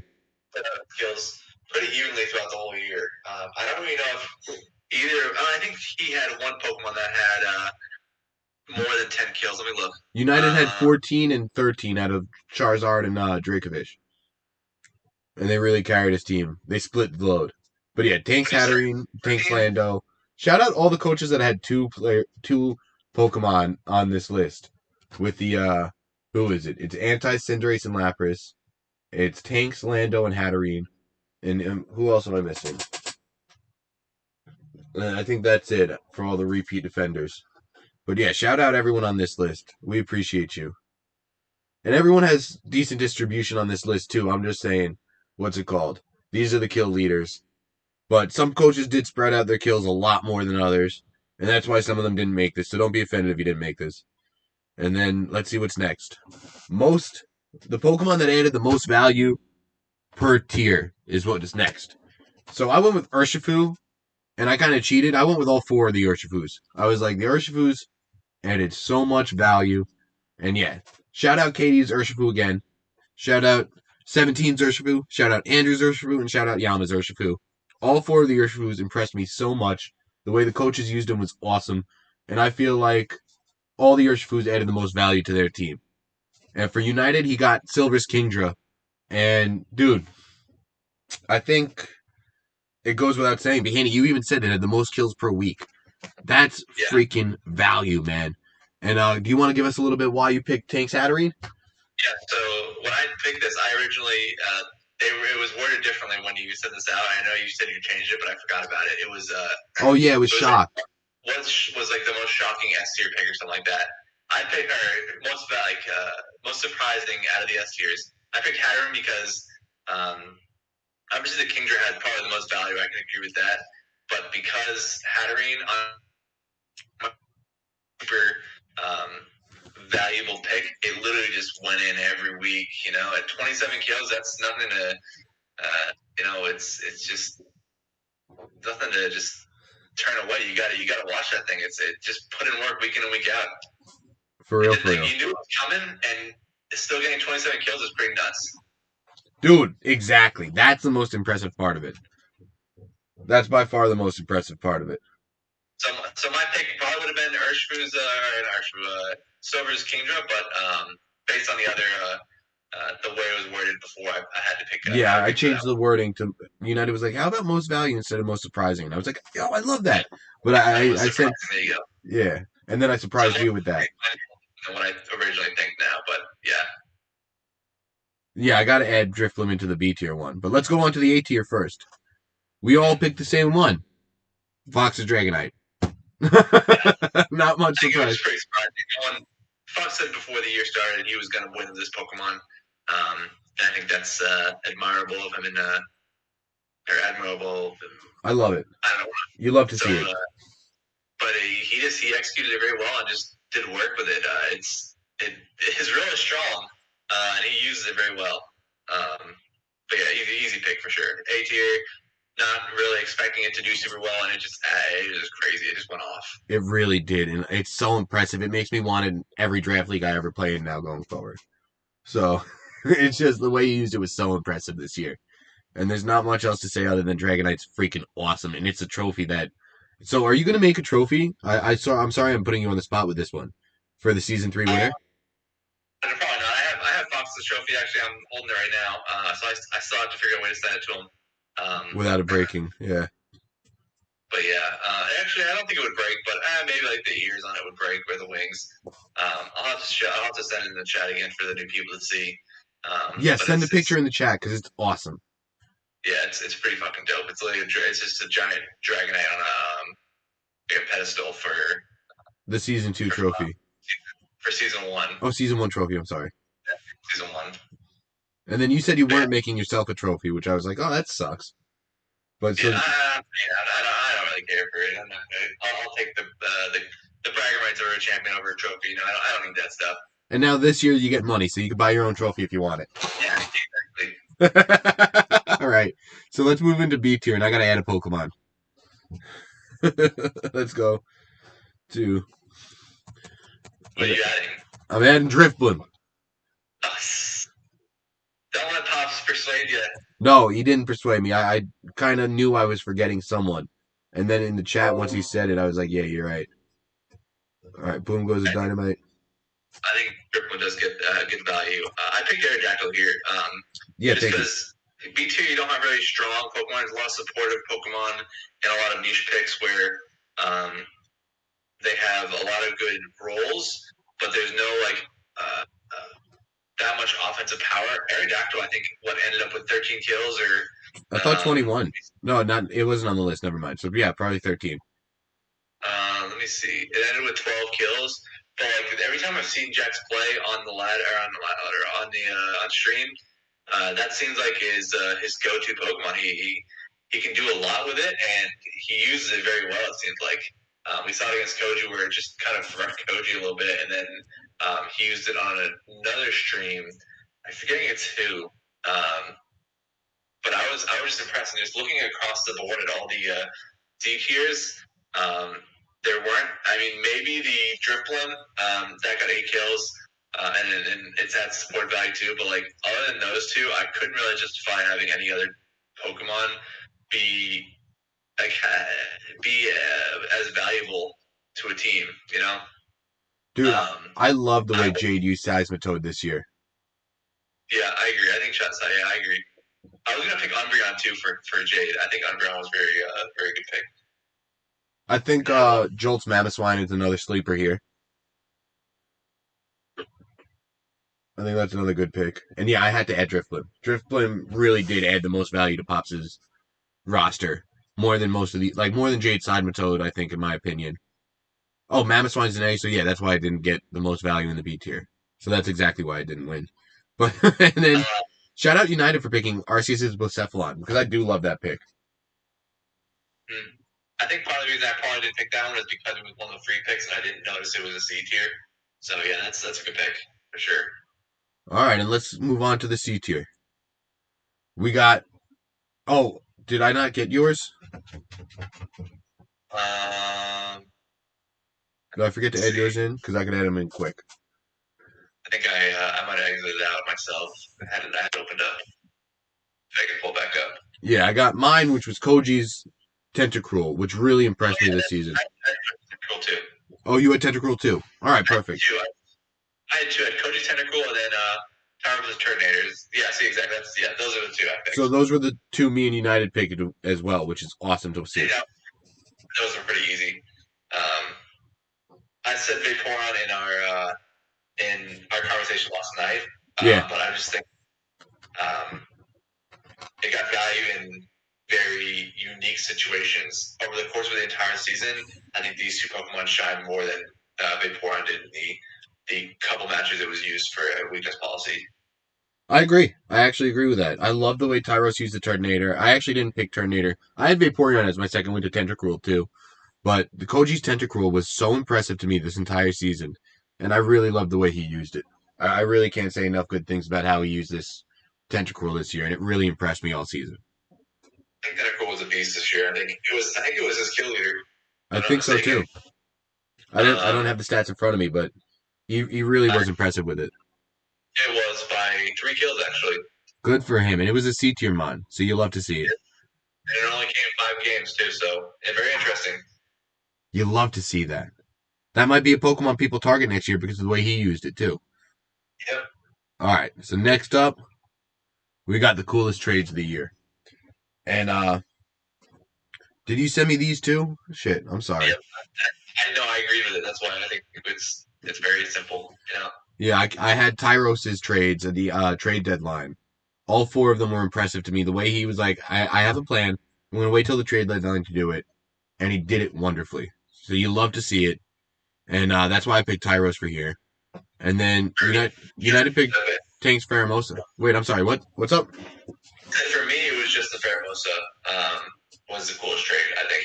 Yeah. I think just the way it works on his team was very unique. And on a very slow team that had really no speed, Pheromosa added that, and it made it really scary, honestly.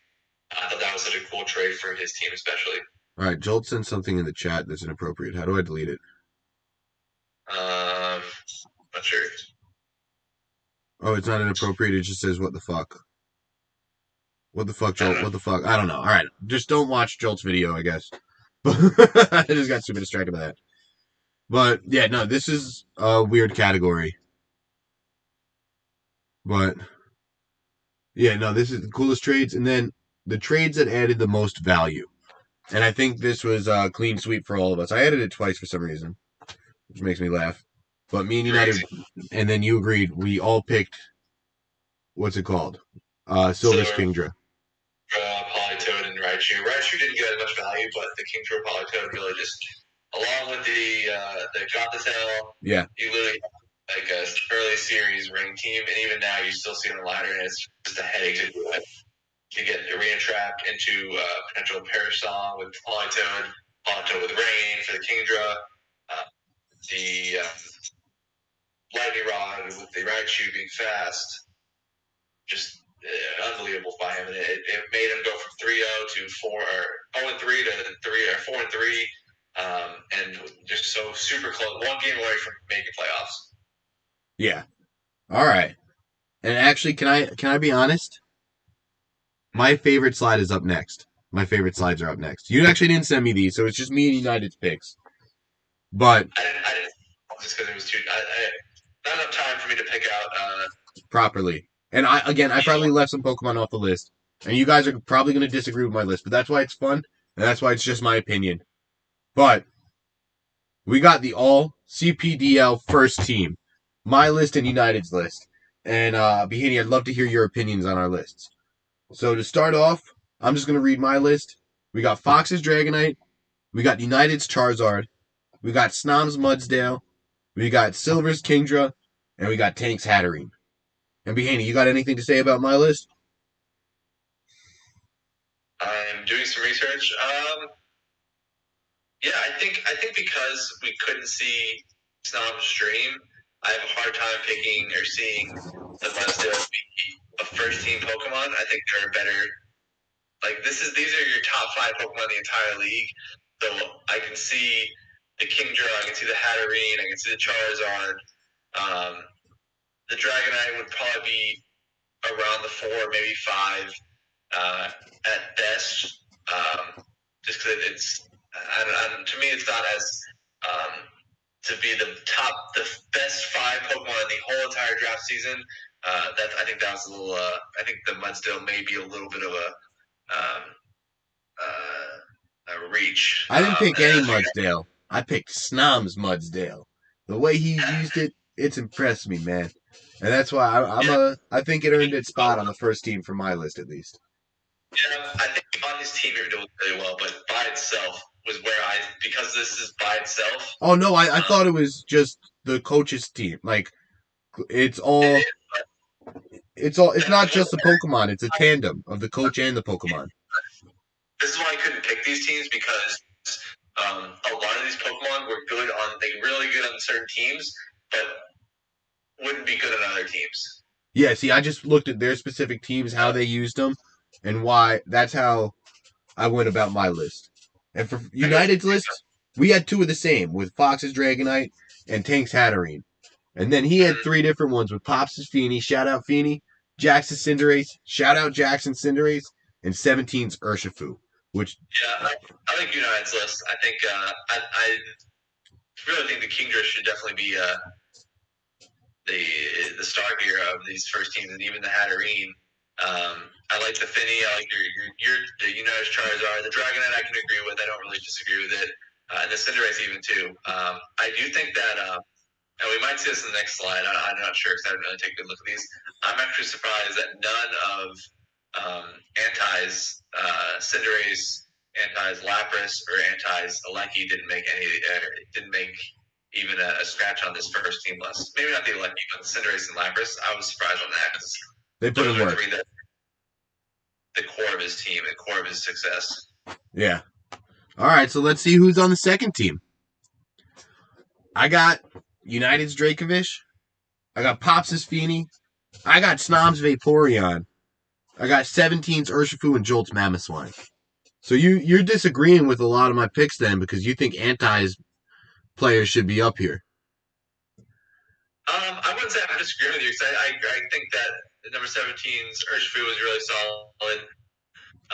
Snom's Vaporeon, the way he used it, I guess the way you're looking at it is how it was used on that team. Yes. Would make sense. So I can see it now. Dracovish, I can agree with. Pops Finny for sure. I think that United's list I like a little bit more. Let's read United's list for everyone. We got Silver's Kingdra, we got Banana's Blastoise, we got Katie's Urshifu, and Anti's Cinderace and Lapras. Yeah, that's kind of what I wanted to see there. Was a little more of a love for Anti's 2 heavy hitters because he really those were the 2 Pokemon that took his team to make the playoffs. Dude, for real. And yeah, he was very impressive with both of them. And I'm glad Banana's Blastoise made this list over here too. Because I was having a tough decision where to put it. But shout out all these coaches and all these Pokemons. And let's move on to the third team. Alright. We got Yama's Urshifu for me, Jax's Cinderace, Jade's Seismitoad, Koji's Tentacruel, and KD's Gyarados. And I picked these Pokemon specifically in the matches I watched. I like the way they used them, man. These are the ones that were like passing the eye test. And I was like, let's go. These are the ones I like. And these are the ones I'm going to pick. And for United, he got Snom's Mudsdale, Yama's Pelipper, Koji's Tentacruel, Jolt's Mamoswine, and Tyros' Turdinator. And is there anyone you think was left off all 3 of these lists, Bhanny, other than the ones you named already?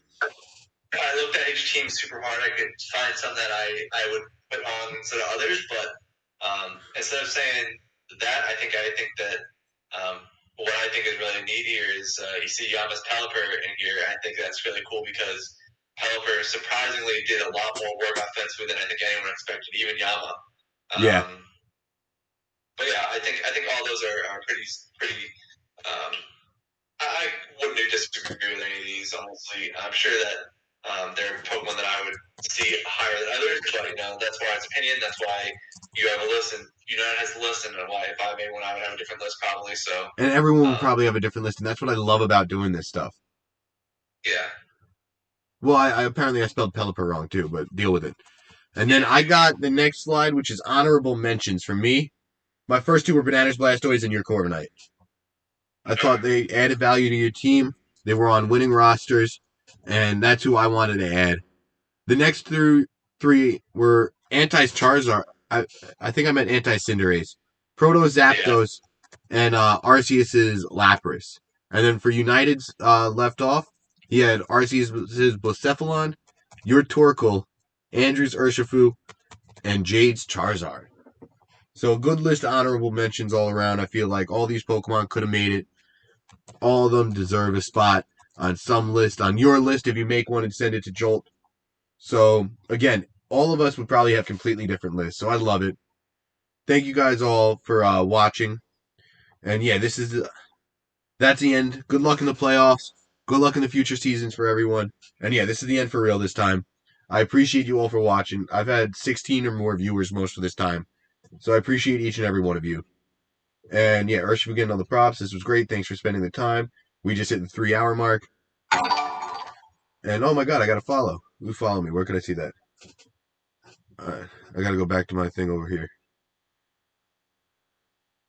Let me shout out the follower real quick. Proto1460. I appreciate you, Proto, for the follow. Thank you guys. And again, any applications, anyone that you think wants to play, what's it called? We're always accepting applications via Twitter. Please reach out to Twitter at CPDL12. And thank you guys all. I'm reading the chat now. Thank you, Snob. Thank you, Pops. Thank you all. But Bhanny, you have anything else to say about people who find this video and want to apply? Basically, if you have no access to our Discord, whether you don't know anyone that's in the league currently, if you do, ask them to get invited to the Discord. Everyone's free to join the Discord. It's not like there's a password to get. Everyone, if you want to play, just join the Discord, join the chat. Talk to the people in the community. And whatnot. But if you don't, if you're on the outside looking in, you're just watching this video. You stumble upon it somehow on YouTube or something? Yeah, go to their Twitter, CPDL. You can send a DM to myself or Fox, who both have access to the account, and ask how to get into the league. Or there's a Discord channel. I'm pretty sure the Discord is pinned on our Twitter to join from there. Or just tweet at us and ask us, say, I want to join this league. We'll direct you in the right place, because we're definitely wanting more players to join. We want to grow for sure. And we have people that aren't going to be back next season probably. As well as returning players. So if you have friends, invite them. If you have people in our Discords that have shown interest in joining a draft league, invite them. If we see bigger name draft leagues starting to form, like Joe UX9's league, where you have a lot of big name content creators, and I know that there was a bunch of hundreds of people that wanted to play in the draft league, but never did get invited because they're not big name people. Invite them. If you know them, you don't know them, send a message. Say, hey, we got a draft league. If you want to get your name out there, if you want to create content for a draft league to potentially get yourself in the foot, get your foot, join this one. It's free. It's free to join. Obviously, there's a buy-in, but there's no. Yeah, it's free to join the Discord. It's not free to join the league anymore. But yeah. I'm the league. Free to join the Discord. We're growing, and yeah, just invite everyone you can if they're interested in joining a draft league, and we definitely welcome everyone. And who knows? So the league went from season 1 12, season 2 12, season 3 24, season 4 maybe 24, and then who knows? Season 5 maybe 48. So at this growth pattern, who knows what's gonna happen? And we're all just trying to have fun here. And I had a lot of fun, and I'm excited to watch the playoff matches. I don't know if we'll ever do 48. That's definitely a big number. 12 to 24 was definitely a lot for myself and Fox to handle. But it's definitely in the realm of possibilities for sure. As we continue to grow, maybe we do something in the future. But for now, we'll see. I'll talk to the mods, Snob and Fox, and figure out where we want to go for next season. But we're in playoffs now. 4 weeks for playoffs. Then we have our off season, which is typically 2 weeks. Give or take of the time, we set apart for 2 weeks, and then we'll during that time, me and Fox and Snob will get everything together and set everything up for season 4. because we're really, I don't think we're going to stop really. I think that everyone's having a good time. Everyone looks forward to playing these things. I know a lot of people, especially the people that didn't make playoffs, they're looking forward for a new start and looking forward to kind of get a new season going. So, and I don't think there's any better way to end it than there. So thank you so much, Bhanny, for joining me. Thank you, United, for joining me. If you end up watching this back, and thank you everyone again for joining us in the chat because I really do appreciate you. I have so much fun doing these streams. So, and you guys watching this make this like more fun too. So thank you each and every one of you. I can't say that enough. So thank you all for the follows too. I think I got like 40 followers now, so I really do appreciate each and every one of you. We got 15 live viewers, and I think I'm gonna end it here. So thank